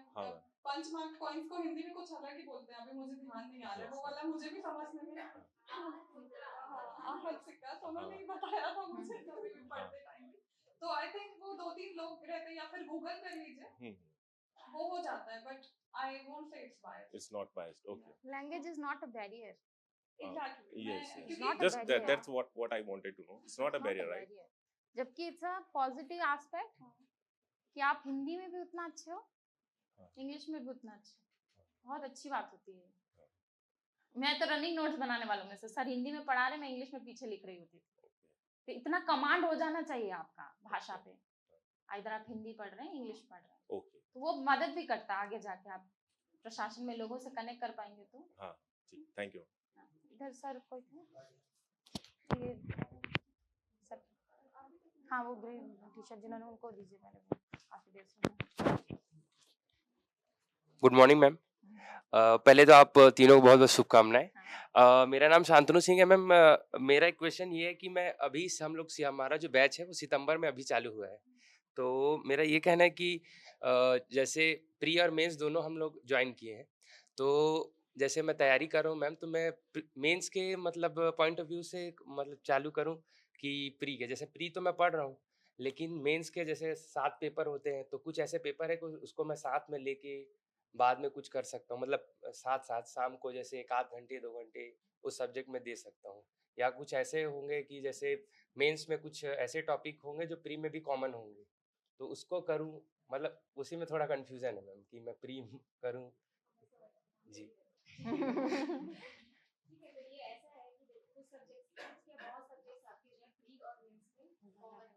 ठीक है, अभी नोटिफिकेशन आया नहीं, नवंबर में आएगा। जी जी तब तक आप दोनों को मिलाकर पढ़िए, जी मैम। क्योंकि ऑटोमेटिकली आपका सिलेक्शन किसके बेस पे होगा? मेंस। तो आप उसको ज़्यादा ध्यान देना पड़ेगा। ठीक जी है? मैम। तो और मेंस में भी ऐसे है कि आपको प्री का नोट्स काम आ जाता है आराम से। बस कुछ-कुछ ही रहता है एनालिटिकल क्वेश्चन, जैसे राष्ट्रपति, स्टाम्प, रबड़, ऐसा है। पक्ष में बताइए, विपक्ष में बताइए, तो कुछ-कुछ रहते हैं ऐसे, बाकी संविधान भी रहता है ना। जैसे रीट याचिका है तो उसके बारे में बताइए, तो वो सब आप प्री में पढ़ते हैं। तो वो प्री को ऐसा प्री नहीं लेना, उसको ऐसा लेना कि यदि वो मेंस में आएगा तो मैं उसको अच्छे से लिखूंगा, है ना? जी मैम। तो आपको दोनों जो कॉमन सब्जेक्ट है, हिस्ट्री हो गया, है ना? हिस्ट्री हो गया, संविधान हो गया, आपका छत्तीसगढ़ पूरा का पूरा ही हो गया, उसका इकोनॉमिक सर्वे हो गया, ये सब कॉमन है। आप उसको इतने अच्छे से पढ़िए कि या प्री में तो टिक लगाने में आपको आसानी हो, मेंस में भी यदि वो आता है तो आपको वहां पर क्या है कि आपका जो कॉमन सब्जेक्ट है उसको आपको रिवीजन करने में उतना ज्यादा टाइम नहीं मिलेगा उसमें। आप उस सब्जेक्ट पे ज्यादा ध्यान देंगे जो आपके लिए नया है, जैसे पेपर नंबर 7, वो आप अभी उतना नहीं पढ़ते होंगे, जी इंटरनेशनल रिलेशन वगैरह उतना ज्यादा जरूरी भी नहीं है, तो आप नहीं पढ़ते हैं ना, तो उसको आपको उधर ज्यादा ध्यान देना पड़ेगा। जो नए सब्जेक्ट है उसको ज्यादा ध्यान देना पड़ेगा। तो आप कॉमन सब्जेक्ट है ना उसको ऐसे पढ़िए कि वहां पर मेरे को उसमें कम ध्यान देना, ठीक है? तो फिर आपका क्या हो जाएगा, वो सब्जेक्ट आपका मेंस के हिसाब से भी तैयार हो गया, प्री के हिसाब से भी तैयार हो गया। फिर आपको मेंस में उसमें कम मेहनत करना पड़ेगा, तो जो आपके लिए नया सब्जेक्ट है उसमें आप ज्यादा मेहनत करेंगे, तो ओवरऑल आपका प्री का मेंस पूरा कंप्लीट हो जाएगा। ठीक है, तो अभी क्या कीजिए आप कि जैसे दर्शन तो बहुत नया हो जाता है उस समय, तो उसके बारे में लेकिन आप हाँ ये जरूर ध्यान दीजिए कि आपको मेंस में जब आप प्री आपका निकलेगा, तो मेंस का जिस दिन आपको तैयारी करना है, चालू करना है अगले दिन से ही, तो आपको कहाँ से वो चीज पढ़नी है वो अपने गुरुजन परिजन से पहले से डिसाइड करना है। ये नहीं कि वो 3 महीने मिल रहा है उसमें मैं जा रहा हूँ कि अरे यार पेपर देना है तो मेरे को दर्शन का कौन सा बुक लूँ मैं, तो नहीं, सोर्सेस आपको हो। भले उसको पढ़ना नहीं है लेकिन आप उसका नोट्स वगैरह पहले से डिसाइड कर लें जो नया है, जैसे पेपर नंबर 7 हो गया, जी ठीक है? तो आपके लिए वो इजी हो जाएगा। एक रोड मैप बना लेना कि मेरे को इस रास्ते पे जाना है मेंस के टाइम पे, तो जो नया सब्जेक्ट है उसको आप आसानी से डील कर लेंगे, और जो कॉमन सब्जेक्ट है उसको अभी से डील करेंगे जब तक नोटिफिकेशन नहीं आ जाता। और प्री के लिए मैं बता दूं कि जो मेरी स्ट्रेटजी रहती थी, मैं मेरे को भी लिखना बहुत पसंद है, ठीक है? तो मैं लिख के याद करके चल रही, जैसे कुछ समय भी बचा रहता तो मैं लिख रही हूँ, अभी नहीं आया, अभी थोड़ा सा तो पढ़ ही लो, लिखो नहीं ज्यादा। तो यदि आपकी लिखने की यदि आदत है तो आप ऑब्जेक्टिव्स वगैरह जो रहते हैं जो एकदम कठिन कठिन भी रहता है तो उसको भी लिख लीजिए एक लाइन में, मैं लिख लेती, है ना? तो उसको लिख लेती तो याद रहता है कि क्वेश्चन रिपीट हो जाते हैं, कुछ नहीं तो 30-40% रिपीट हो जाते हैं, बाकी आपका करेंट रहता है छत्तीसगढ़ का, और बाकी इधर उधर से रहता है सब्जेक्ट जो रहता है आपके हाई लेवल वाले। तो ऑब्जेक्टिव वगैरह को आपको यदि लिखना अच्छा लगता है तो आप लिख लीजिए, पढ़ना अच्छा लगता है तो ज्यादा से ज्यादा उसको सॉल्व करें, ठीक है? जी और टेस्ट सीरीज का तो मैम बताएंगे आपको कि उसको आपको करना है, सीरियसली छोड़ना नहीं है, तो प्री आपका आराम से निकल जाए, ठीक है? बाकी किस्मत की बात है, ठीक है?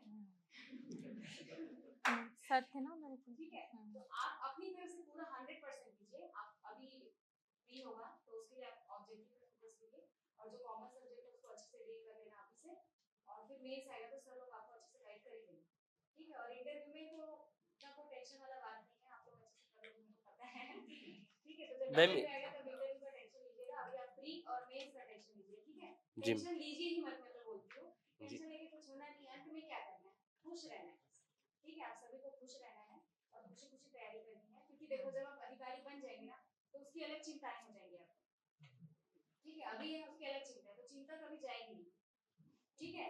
तो आपको इस तैयारी को भी अच्छे से करना। और एक और चीज मैं बता देती हूँ, जैसे कि मेरे पास तो मेरी बहन है, और यदि आपके पास भी भाई बहन है और इस क्षेत्र से जुड़े हुए हैं तो उससे लड़ाई झगड़ा मत करिए, उसको साथ में लेके, मतलब मैं बता रही हूँ इतना प्लस पॉइंट है, इतना प्लस पॉइंट है, यदि आपके भाई, मैंने ऐसे लोगों को भी देखा है जो भाई बहन अलग अलग रूम में जाके पढ़ाई करते हैं कि उसका सिलेक्शन हो जाएगा, मेरा मतलब ऐसा, तो वैसा नहीं, आप उसको ऐसा ना, मतलब यदि दोस्त है एकदम पक्की दोस्ती, जीरी दोस्ती है, तो उनको आप ऐसा ग्रुप में लीजिए, और जो जलनखोर है उनको ग्रुप में मत लीजिए, जो आपको डिमोटिवेट करते हैं। मैं आपको सक्सेस वाला मैं स्टोरी बता रही हूँ ना आपको, ठीक है? तो उससे क्या रहेगा, और जिसका घर में आना जाना बकायदा बना रहता है उनसे संबंध बनाइए, अच्छे से आप लोग पढ़िए, ठीक है? और जैसे यहाँ पे लाइब्रेरी वगैरह आप लोगों को फैसिलिटी प्रोवाइड की गई है, जैसे मिनिमम 2 लोगों का ग्रुप या तो 3 लोगों का ग्रुप, ऐसे एकदम बड़ा ग्रुप भी नहीं, आज जी वो नहीं करना है आप लोगों को, ठीक है? तो कम कम ग्रुप बनाइए और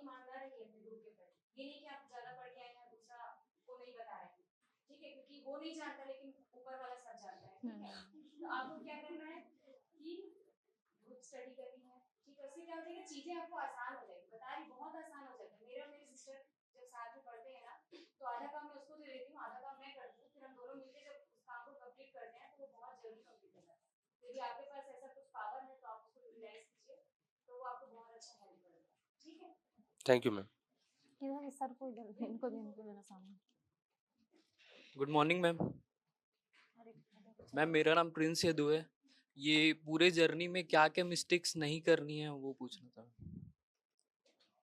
मुझे लगता है मैं बताती हूँ आपको। जैसे मेरी आदत है न्यूज़पेपर पढ़ने की, एडिटोरियल पढ़ने की, और जनरली प्रेस का काम है गवर्नमेंट को सही रास्ता दिखाने की कोशिश करती है प्रेस, तो थोड़ी क्रिटिकल रहती है प्रेस। न्यूज़पेपर्स एडिटोरियल थोड़े क्रिटिकल रहते हैं, स्पेशली नेशनल लेवल पे आप जाए तो ज़्यादा।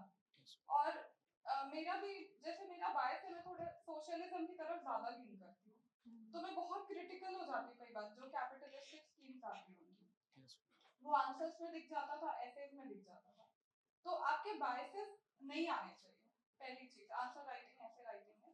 और कोशिश करें पॉजिटिव अप्रोच ज्यादा रखें। मुझे किसी ने कहा लोन माफिक पे आप क्या सोचते हो, तो गलत स्कीम है, गवर्नमेंट अपने पैसे डुबा रही है, ऐसा मैं बोलना शुरू कर देती थी। तो कह रहे थे कि वो चीज को आप बाद में लाओ जब बैलेंस आप करना चाहो तो। शुरू में तो पॉजिटिव भी देखो, कोरोना टाइम था, लोग उतने अच्छे से काम नहीं कर पाए, लाइवलीहुड्स का बहुत स्ट्रगल हुआ। तो पहले आप पॉजिटिव बोलो, हर चीज में क्रिटिकल मत हो जाओ, मतलब वो जर्नलिस्टिक स्टाइल मत ले आओ राइटिंग में। एक चीज मुझे ये लगती है। और मैंने ये भी कहा, इतने सारे पेपर्स चेक होते हैं तो वो भी तो बोर हो जाते होंगे ना। तो हम क्यों ना पेपर को ज्यादा इंटरैक्टिव बनाएं, मैप्स यूज करें, फ्लो चार्ट्स यूज करें, और अच्छे से दिखना चाहिए नॉलेज। कुछ पेपर्स में मुझे लगता है मार्क्स उतने स्ट्रॉन्ग नहीं मिलते, बट मैंने जैसे हिस्ट्री में भी मैंने मैप्स यूज किए जहाँ मुझे समझ में आया। तो अपने आप को रिस्ट्रिक्ट नहीं करना, जितना हो सके ऐसी चीजें, पाई चार्ट्स हो सकते हैं, पता नहीं बार ग्राफ का मुझे लगता नहीं स्कोप है, बट अगर आपको समझ में आया बनाइए, छोटा सा साइड में बना दीजिए, उससे सच में ज्यादा इंटरैक्टिव लगता है पेपर, इंटरेस्ट आता है पढ़ने वाले को। और कैटेगराइजेशन, सब कैटेगराइजेशन, कोई भी चीज आप पढ़ते हैं सच में उसका हर एस्पेक्ट सोचिए, सोशल, पॉलिटिकल, इकोनॉमिक, कल्चरल, जितने डायमेंशंस में जा सकते हैं। तो जब आप सोचोगे ना वैसा, तो वो चीज आंसर में एक दिन रिफ्लेक्ट हो ही जाएगी। चाहे ऐसे राइटिंग हो या आंसर राइटिंग हो, और प्रैक्टिस करिए। कोई आपके दो चार फ्रेंड्स हो जो आपके लेवल के आसपास आपको लगे, मतलब आप लोग की पढ़ाई अच्छे से हो जाएगी, टाइम वेस्ट नहीं होगा, तो आप उनके साथ बैठ करके आंसर राइटिंग भी प्रैक्टिस करिए। और वही चीज है कि आपका नॉलेज वहाँ दिखना चाहिए। आई थिंक सीजीपीएससी ज्यादा फैक्चुअल डिमांड करता है, तो आप कॉन्स्टिट्यूशनल प्रोविजन बताइए, एक्ट्स बताइए, और अभी क्या हो रहा है, क्या स्कीम्स चल रही हैं, कुछ इकोनॉमिक सर्वे का डेटा हो वो डालिए। तो ये सब आप डालेंगे तो आपका एनहांस होगा, आंसर एनरिच होगा और इम्प्रेस करेगा जो भी एग्जामिनर। मैम जैसे मेंस अभी 6-7 महीना है, हाँ। तो मेंस का अभी से तैयारी करें कि प्री का मतलब पहले करें? एक्चुअली मैंने इस पे बोला ही है, मैं भी वही सोचती हूँ। एक घटना चक्र आता है, वो मैं सॉल्व कर मैम तो ये 6-7 महीनों में क्या स्ट्रेटेजी होनी चाहिए मेंस की? देखिए कुछ सब्जेक्ट्स तो कॉमन है, पॉलिटी, इकोनॉमिक्स, ये तो कॉमन ही है, तो ये तो और इसमें ऐसा नहीं है प्री के डायमेंशन से मेंस के डायमेंशन से। हाँ, अभी प्री पास में है तो आप फैक्चुअल फैक्ट्स भी थोड़े थोड़े लर्न करना स्टार्ट कर दीजिए। पर आई थिंक फिलॉसफी एक चीज है जो आप मेंस के पहले बैठेंगे लेके तो नहीं होगा, और क्योंकि क्वेश्चंस प्री में आते हैं तो आप कुछ तो रीड कर लीजिए, और ये भी कि मटेरियल इकट्ठा कर लीजिए। ये नहीं होना चाहिए कि वो 3 महीने में आप मटेरियल खरीद के ला रहे हैं, उसके नोट्स बना रहे हैं, वो बहुत हेक्टिक हो जाएगा, कॉन्फिडेंस उसी में चला जाएगा।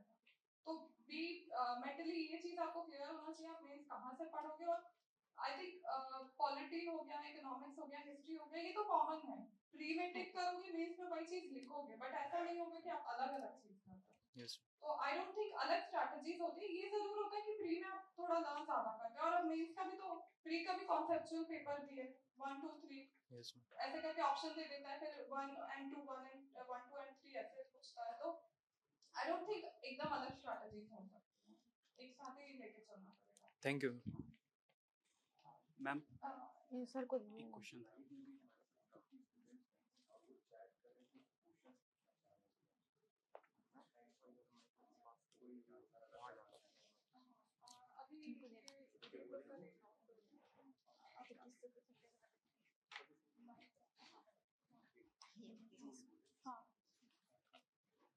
वो मैम इस एक क्वेश्चन था जैसे मेंस में हिंदी में जब वर्ड लिखते हैं हम तो अशुद्धियाँ भी लिख लेते हैं, जैसे की के जगह बड़ा की, ऐसा कुछ वर्डिंग मिस्टेक रहता है, मेरे से अक्सर होता है ये लिखने टाइम।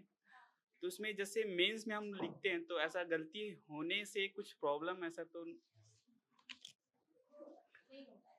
ऐसा इतना कुछ नहीं होता, लेकिन अब आप एकदम जैसे कि जीवन है तो जीवन में यदि आप हाँ, ज हाँ। में छोटी की मात्रा लगा देंगे तो देखने में भी अजीब लगता है कि ये जीवन में क्या है ना, उतना नहीं। बाकी हाँ। की का तो मेरे को ऐसा लगता है कि जब आप बचपन में थे तब भी आप की अच्छे से नहीं बनाते थे, है ना, कि किसमें मात्रा लगानी है। मैं भी हिंदी माध्यम से ही लिखी हूँ पेपर, तो वो चीज़ मेरे को भी रहता था। जैसे मैंने इंजीनियरिंग फिर 4 साल इंग्लिश में की, तो ना मैं इंग्लिश की रही ना मैं हिंदी की रही, ठीक है, तो मेरा इंग्लिश हो गया सीधे से। लेकिन अभी हिंदी अच्छी हो गई, लेकिन मात्राओं पे जो रहता है वो रहता ही है। लेकिन लैंग्वेज के पेपर में वो ज्यादा रहता है, बाकी अदर पेपर में नहीं रहता। लेकिन अब एकदम से आप यदि मिस्टेक करते हैं, है ना, जैसे जीवन वाला मैंने बताया, तो वो देखने में अच्छा नहीं लगता। बाकी आप थोड़ा बहुत सैद्धांतिक है तो कुछ ऐसा लिख दिए तो उतना मैटर नहीं करता। हिंदी वाले सर जो है यहाँ पे, दिनेश सर, वो बताए हैं, हम लोग जब थे, आप लोग उस क्लास में थे कि नहीं पता नहीं, तो वो बताए हैं कि हिंदी को छोड़ के, लैंग्वेज को छोड़ के बाकी अदर पेपर में मात्राओं का उतना कोई रोल नहीं रहता, लेकिन उसकी भी सीमा होती है, ठीक है। सीमा के बाहर यदि आप मात्रा मिस्टेक करेंगे तो वो भी लिख देगा कि अरे यार इतना तो, ठीक है। तो आप थोड़ा बहुत कर सकते हैं, ज्यादा नहीं कर सकते, बैलेंस, ठीक है, उतना ज्यादा इशू नहीं। आपका कंटेंट मायने रखता है, और जिस चीज को आप हाईलाइट करना चाहते हैं उसमें अंडरलाइन कर दिए। जैसे 1954 है तो उसको आप ऐसे अंडरलाइन कर दिए। आपका का की को ये कुछ नहीं देखेगा, वो सीधा उसको देखेगा, हाँ इसको पता है, नंबर दे देगा और आगे बढ़ेगा। उसके पास इतना समय नहीं है, ठीक है। Thank you ma'am.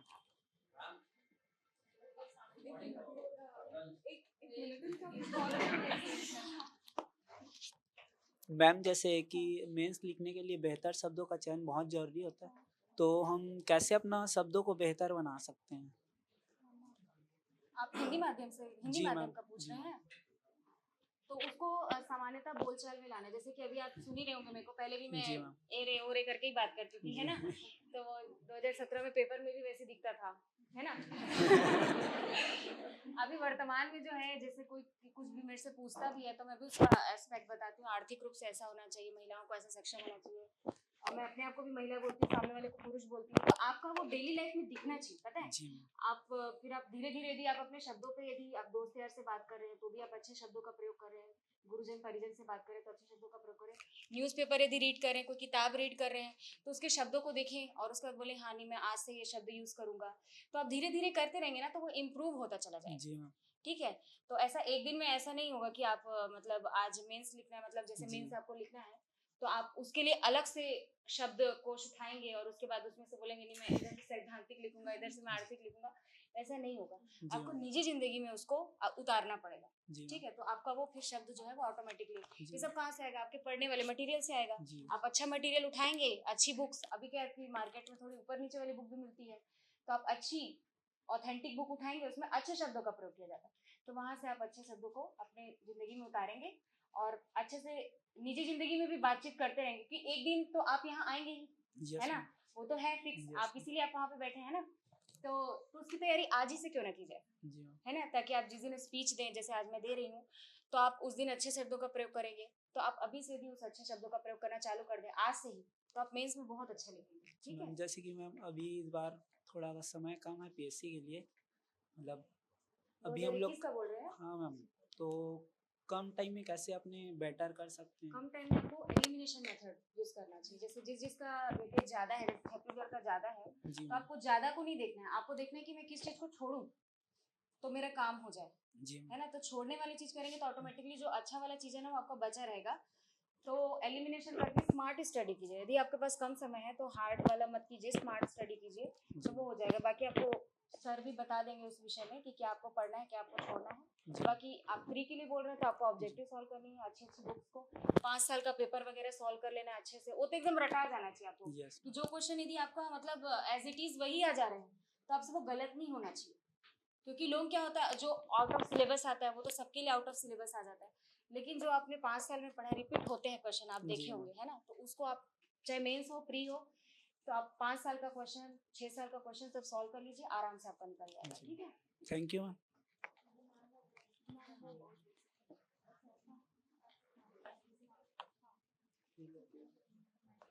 उनको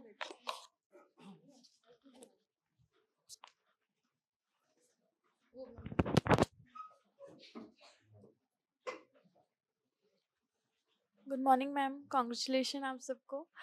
मैम मैं भी बीएससी और एमएससी बायोटेक में ही करी हूँ, और मुझे अभी तो फ़िलहाल मेरा स्टार्टिंग है, तो मुझे लैंग्वेज में बहुत ज़्यादा प्रॉब्लम भी हो रही है।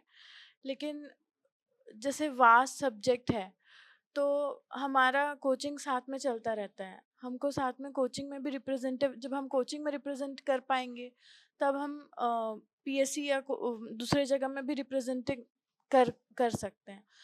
तो मेरे साथ दिक्कत ये होती है कि कोचिंग का जो पढ़े हैं वो भी घर में जाके पढ़ना पड़ता है, और फिर साथ साथ में बाकी सब्जेक्ट्स को भी लेके चलना पड़ता है। तो रिवीजन में बहुत ज़्यादा मतलब थोड़ा सा दिक्कत होता है कि हफ्ते भर क्लास चलते रहता है, क्लास के साथ आपको चलना होता है, और फिर उसके बाद आपको अपना भी रिवीजन करना पड़ता है, साथ में करंट अफेयर्स को भी लेके चलना पड़ता है। तो टाइम मैनेजमेंट में थोड़ा मतलब दिक्कत होता है कि ये पढ़ो तो फिर वो भूल जाते हैं, फिर ये पढ़ो तो फिर, तो उसको कैसे मैनेज कर सकते हैं अपन? अभी आप कर चुकी हैं बायोटेक्नोलॉजी पूरा, मतलब एमएससी? हाँ, पूरा कर चुकी। कॉलेज नहीं चल रहा ना अभी? नहीं, घर। मैम क्या है ना, ये हम लोग भी ना एक दिन में नहीं सीखे हैं ये चीज़।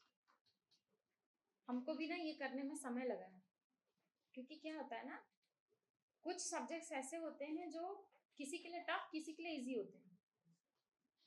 फिर ये बात भी आती है ये कि कुछ सब्जेक्ट्स का वेटेज ज़्यादा होता है, कुछ का कम होता है। जैसे फिलोसफी का बहुत मिनिमम वेटेज है प्री में। मैं तो लाइक ज्योग्राफी मेरा फेवरेट सब्जेक्ट हुआ करता था उस समय उसका वेटेज नहीं था। अभी जब से मेंस का सिलेबस बदला है तब से ज्योग्राफी आने लगा। तो मैं ज्योग्राफी एग्जाम के 10 दिन पहले पहले नहीं पढ़ती थी, क्योंकि मेरा इंटरेस्ट का सब्जेक्ट है, तो वो चीज़ें मुझे जल्दी ग्रास्प होती हैं, साइंस के जैसा लगता है मुझे वो, इसलिए। तो ये सारी चीज़ें कि आपको टाइम कैसे मैनेज करना है, कौन से सब्जेक्ट को कितना वेटेज देना है, इस बात पे डिपेंड करता है कौन सा सब्जेक्ट आपको कितना इंटरेस्टिंग लगता है, किसका कितना वेटेज है, और आप कितना अच्छे हैं किसी सब्जेक्ट में। जैसे मैं मैथ्स बता रही हूँ, मैथ्स का वेटेज कम है, लेकिन मैं मैथ्स में अच्छी नहीं थी, इसलिए मुझे वो रोज पढ़ना पड़ा। लैंग्वेज इसलिए मुझे स्ट्रॉन्ग करना पड़ा, मेरी इसी वजह से वो मतलब मुझे बेनिफिट हुआ। तो ऐसा कुछ नहीं, वो सबकी अपनी अपनी स्ट्रैटेजी है, आपको अपना स्ट्रेंथ खुद डिसाइड करना है।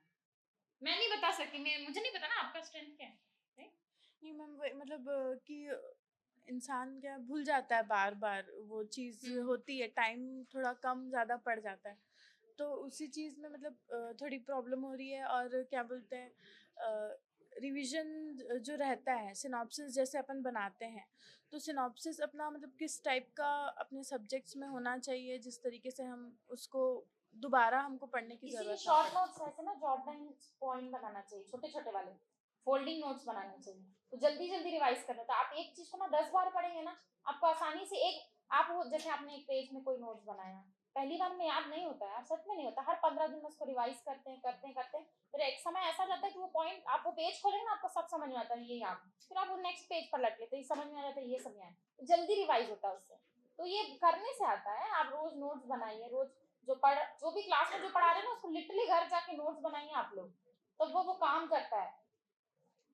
जैसे पॉलिटी के लिए मैंने लक्ष्मीकांत ही मात्र पढ़ी है, हिंदी मीडियम वाले बहुत सारी दूसरी बुक्स भी पढ़ते हैं, इनफैक्ट इंग्लिश में भी दूसरी बुक्स आती है, मेरे पास वही ऑप्शन था। एक हिंदी मीडियम वालों के साथ ये बहुत अच्छी बात होती है कि उनका जो कंटेंट अवेलेबल है ना, उसमें बहुत सारे मतलब चीजें ना बहुत फैक्चुअल तरीके से, बहुत ही ऑर्गेनाइज तरीके से दी होती है, ये बहुत अच्छी बात होती है। तो वो कोशिश करिए जैसे वो ऑर्गेनाइज करते हैं उसको अपने नोट्स में इंक्लूड करें, छोटे वाले नोट्स में। प्री के लिए मैं बात कर रही हूँ, मेंस में भी सेम चीज फिर काम में आता है। मेंस में जब आंसर राइटिंग आप करते हैं फिलोसफी के, जैसे क्वेश्चन मैम ने बोला, आप छोटे छोटे पॉइंट्स जब बना के रखेंगे ना उसको, तो वो काम करते हैं। वो तो भी चलो हाँ सर, वो अब सर एक वो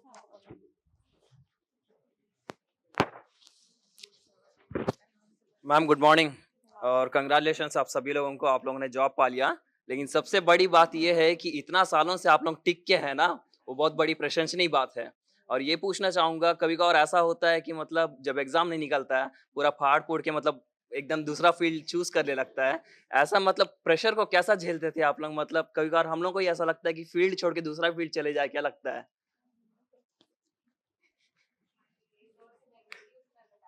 मेरा क्वेश्चन आप ही से था मेनली। नहीं,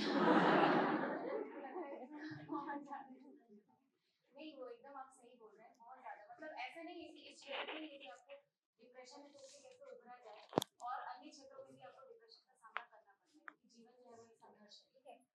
तो ज़्यादा ही फिलॉसफी वाला बोल दी मैं, ठीक है। तो इसमें क्या है, वर्ष 2018 में जब मेरा प्री नहीं निकला और मैं ऑलरेडी 2 महीना मेंस के लिए पढ़ चुकी थी बहुत अच्छे से, और उसके बाद जब पता चला मुझे देना ही नहीं है और मेरे जो सहपाठी लोग थे उन लोगों का हो गया था, वो लोग देने वाले थे, तो थोड़ा तो हताशा होती है। तो इस दौरान बहुत ज़्यादा ही हताशा हो गई, तो मैंने क्या किया कि जैसे मेरी हॉबी वगैरह कुछ रहती, आपकी भी होगी है ना, जो करना आपको ज़िंदगी में अच्छा लगता होगा, उस क्षेत्र में आपको थोड़ा टाइम देना चाहिए। जैसे कि मुझे डांस करना पसंद है, जिम जाना, मतलब जिम तो तब अलाउ नहीं था, लेकिन मुझे योगा वगैरह करना अच्छा लगता था, तो मैंने योगा क्लास ज्वाइन कर ली उस समय, है ना। लेकिन इस क्षेत्र को मैंने नहीं छोड़ा, इधर पे मैं डटी रही, क्योंकि आज नहीं तो कल मुझे यहाँ पे आना ही है। जब तक उम्र है तब तक आपको देना ही है, ठीक है। और आप यदि मेहनत करते हैं तो सफलता आपको अवश्य मिलेगी, क्योंकि मेहनत कहीं जाती नहीं है। हाँ, लेकिन डिप्रेशन को डील करने के लिए आपको यही करना है, यदि आपको कुछ चीज़ अच्छा लगता है और वो चीज़ अच्छा लगने वाला चीज़ आप पढ़ाई के दौरान नहीं कर पाए, तो कुछ समय उसको दे दीजिए। किसी व्यक्ति से आपको बात करना अच्छा लगता है तो उस व्यक्ति से बात कर लीजिए, माता पिता को थोड़ा समय दीजिए।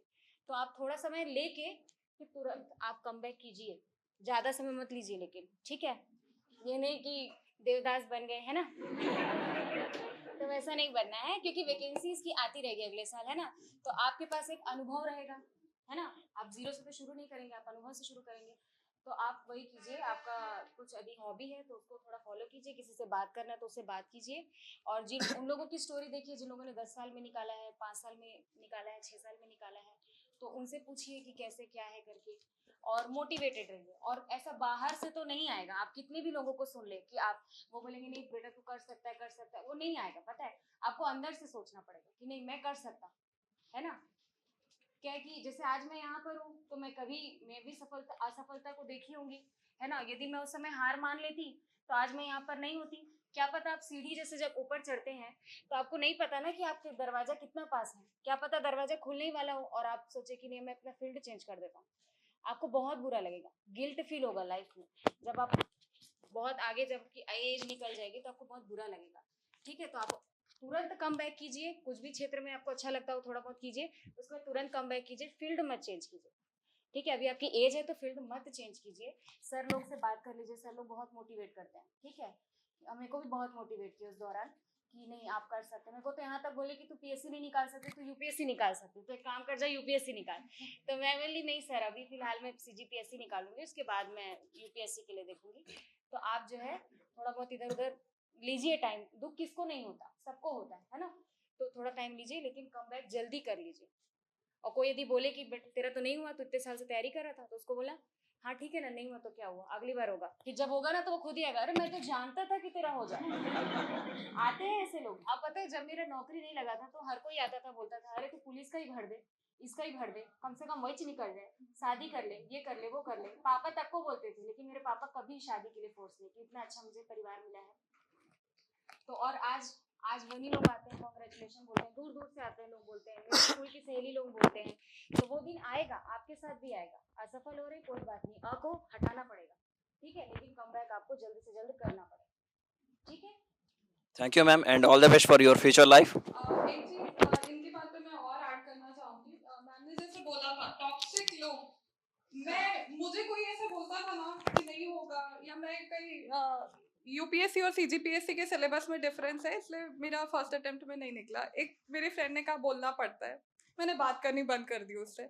मतलब सीरियसली आप कट ऑफ करिए जो भी टॉक्सिसिटी लाते हैं। मतलब आपके ऊपर है आपका थ्रेशोल्ड कितना है, कितना झेल सकते हो आप, but I think we should avoid, क्योंकि माइंडसेट का बहुत बड़ा गेम है। I think at the end of the day आप पॉजिटिव रह पाते हो तभी आप सिलेक्ट हो सकते हो। एंड होता क्या है कि कई बार लोग बोलते जाते तो वो हमारे इनर वॉइस भी वैसे ही होता जाता है, हम भी बोलने लगते हैं यार मेरा नहीं होगा, मैं क्यों लगी हूँ इसमें। तो टॉक्सिक लोगों को कट ऑफ कीजिए और खुद से झूठ मत बोलिए। आपको पता है ना आप मेहनत कर रहे हो तो आप निकालोगे। दूसरे का opinion, and people generally don't know. जो इस फील्ड से नहीं जुड़े हैं ना, उन लोग बहुत जल्दी ओपिनियन बनाते हैं, उन्हें नहीं पता है कितना एफर्ट डालना है। मेरे इतने पीछे पड़े हुए थे मेरे रिलेटिव्स, अभी मैं बोलती हूँ उनको, नाराज़गी है मुझे उनसे कि आप मतलब आप अब अप्रिशिएट कर रहे हो ना, आप उस दिन क्यों नहीं अप्रिशिएट किए जब मैं परेशान थी। तो आइड से कि टॉक्सिसिटी को दूर रखिए, मत जाइए रिलेटिव्स के फंक्शन में अगर रिलेटिव्स बात सुनाते हैं। अगर फ्रेंड्स हैं जो आगे बढ़ गए हैं, उनसे थोड़ा डिस्टेंस क्रिएट कर लीजिए, क्योंकि सक्सेस होगी तो सभी आएंगे आपके पास वापस।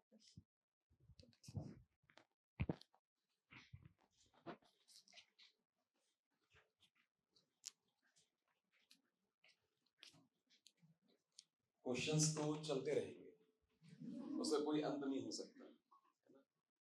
तो एक समय की भी सीमा है, और जैसे रुचि को अभी जाना रहेगा ऑफिस का टाइम हो गया है, तो बीच बीच में और आते रहेंगे लोग, आपके जो भी सवाल हैं उसका जवाब देते रहेंगे। तो सेशन को अभी हम एंड करेंगे। देखिए, लास्ट में किसी का और कोई क्वेश्चन तो नहीं है, वो रहेगा। लास्ट में केवल एक ही चीज कहूंगा, किसके जीवन में नहीं है संघर्ष?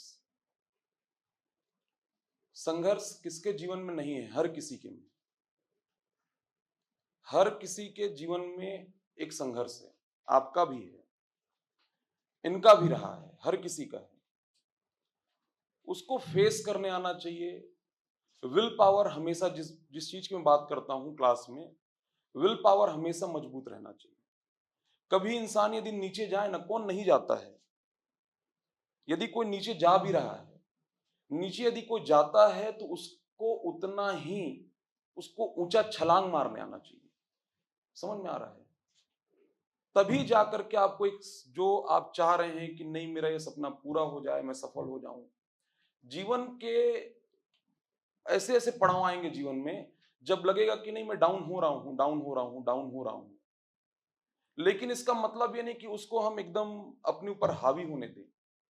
हम उस चीज से निकलना सीखें, हम उस चीज को फेस करना सीखें। और जब हम उन चीजों को फेस करते हैं, निकलने का प्रयास करते हैं, तो हम निकलते हैं। इन्होंने सोचा कि हम इसमें सफलता पाएंगे, हम एक दिन इसमें सक्सेस होंगे। ये आपके बीच में से ही है, हम में से ही है। हम सफलता पाएंगे, एक दिन हम भी अधिकारी बनेंगे। हम बनेंगे, जैसा मैं हमेशा कहता हूं कि ये सारा कुछ जो है ना, इसी का खेल है। पूरा खेल जो है ये इसी का है, माइंड का भी पूरा गेम है। इन्होंने सोचा कि डिप्टी कलेक्टर बनूं, बनी है, बनी है। स्निग्धा का पहला सेंटेंस था कि सर यदि मैं प्रेफरेंस ऑर्डर में डीएसपी डाल दूं तो, पहला अग्रमान्यता में पहला बोली थी ना स्निग्धा, पहला मैं डीएसपी डालूं तो मेरे को ये पोस्ट ज्यादा पसंद है, और डीएसपी बन गई। यकीन मानिए पूरा माइंड गेम है, साइकोलॉजिकल इफेक्ट है ये। जैसा हम सोचते हैं ना, बॉडी वही चीज को जनरेट करती है,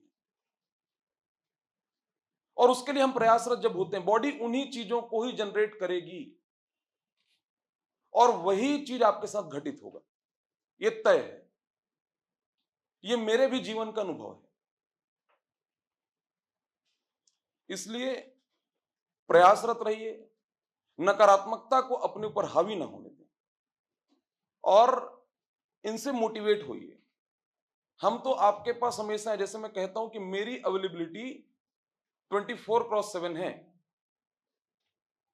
24x7 मतलब एकदम सुसुप्त अवस्था में यदि मैं होता हूं, जब मैं नींद में होऊंगा, उसी समय मेरे दिल दिमाग से इंस्टीट्यूट जाता होगा। पूरे टाइम यही चल रहा है, पूरे समय। मैं आगे 1 घंटा और रुचि से थोड़ा बोल करके 1 घंटा और मैं बातचीत आगे बढ़वा देता, लेकिन क्या है, उसका ऑफिस तो है ही। तो मैं इन दिनों में जो भी चीजें कर रहा हूं, वो केवल आपको ध्यान में रख करके कर रहा हूं। आपको बेस्ट देना, अच्छा देना, आपका सिलेक्शन, आप रैंक सिक्योर करें, इसी उद्देश्य के साथ हम भी बढ़ रहे हैं।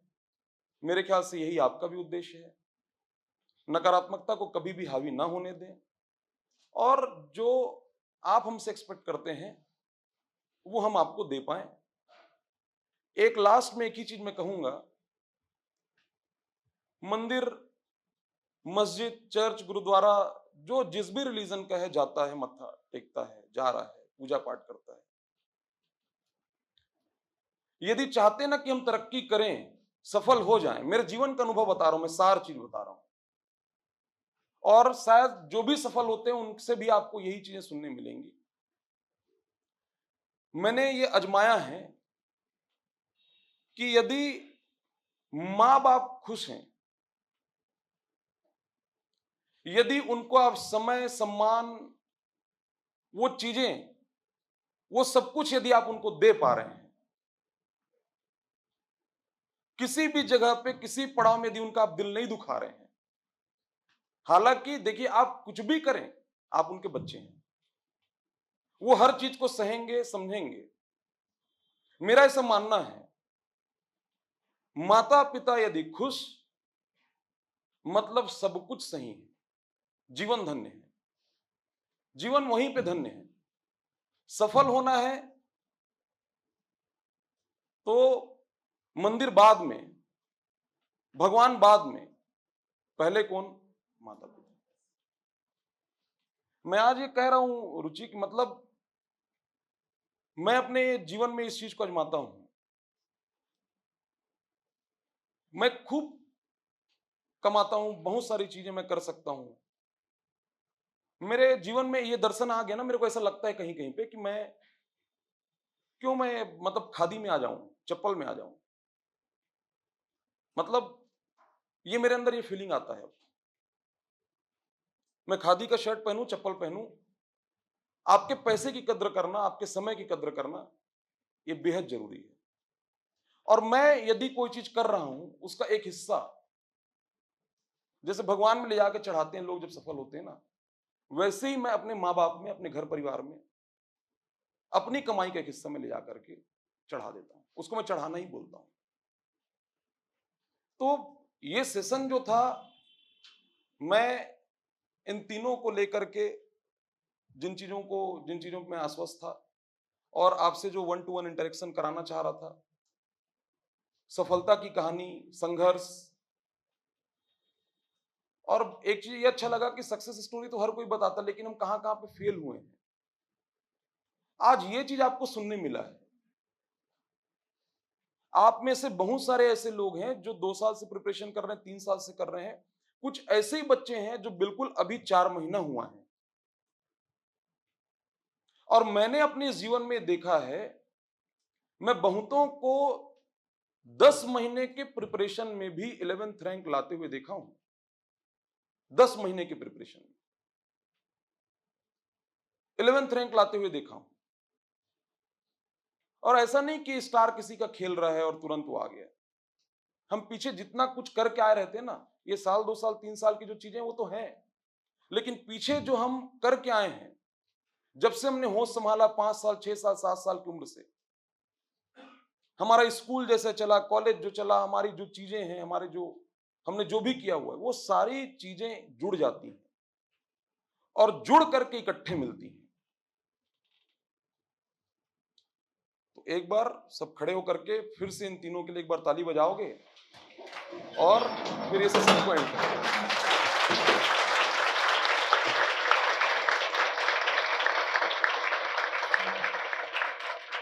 पूरे राजपूत ट्यूटोरियल्स के बिहाफ में रुचि शार्दुल का, रंजना तिवारी और स्निग्धा सलामे को मैं फिर से एक बार शुभकामनाएं और बधाई देता हूं।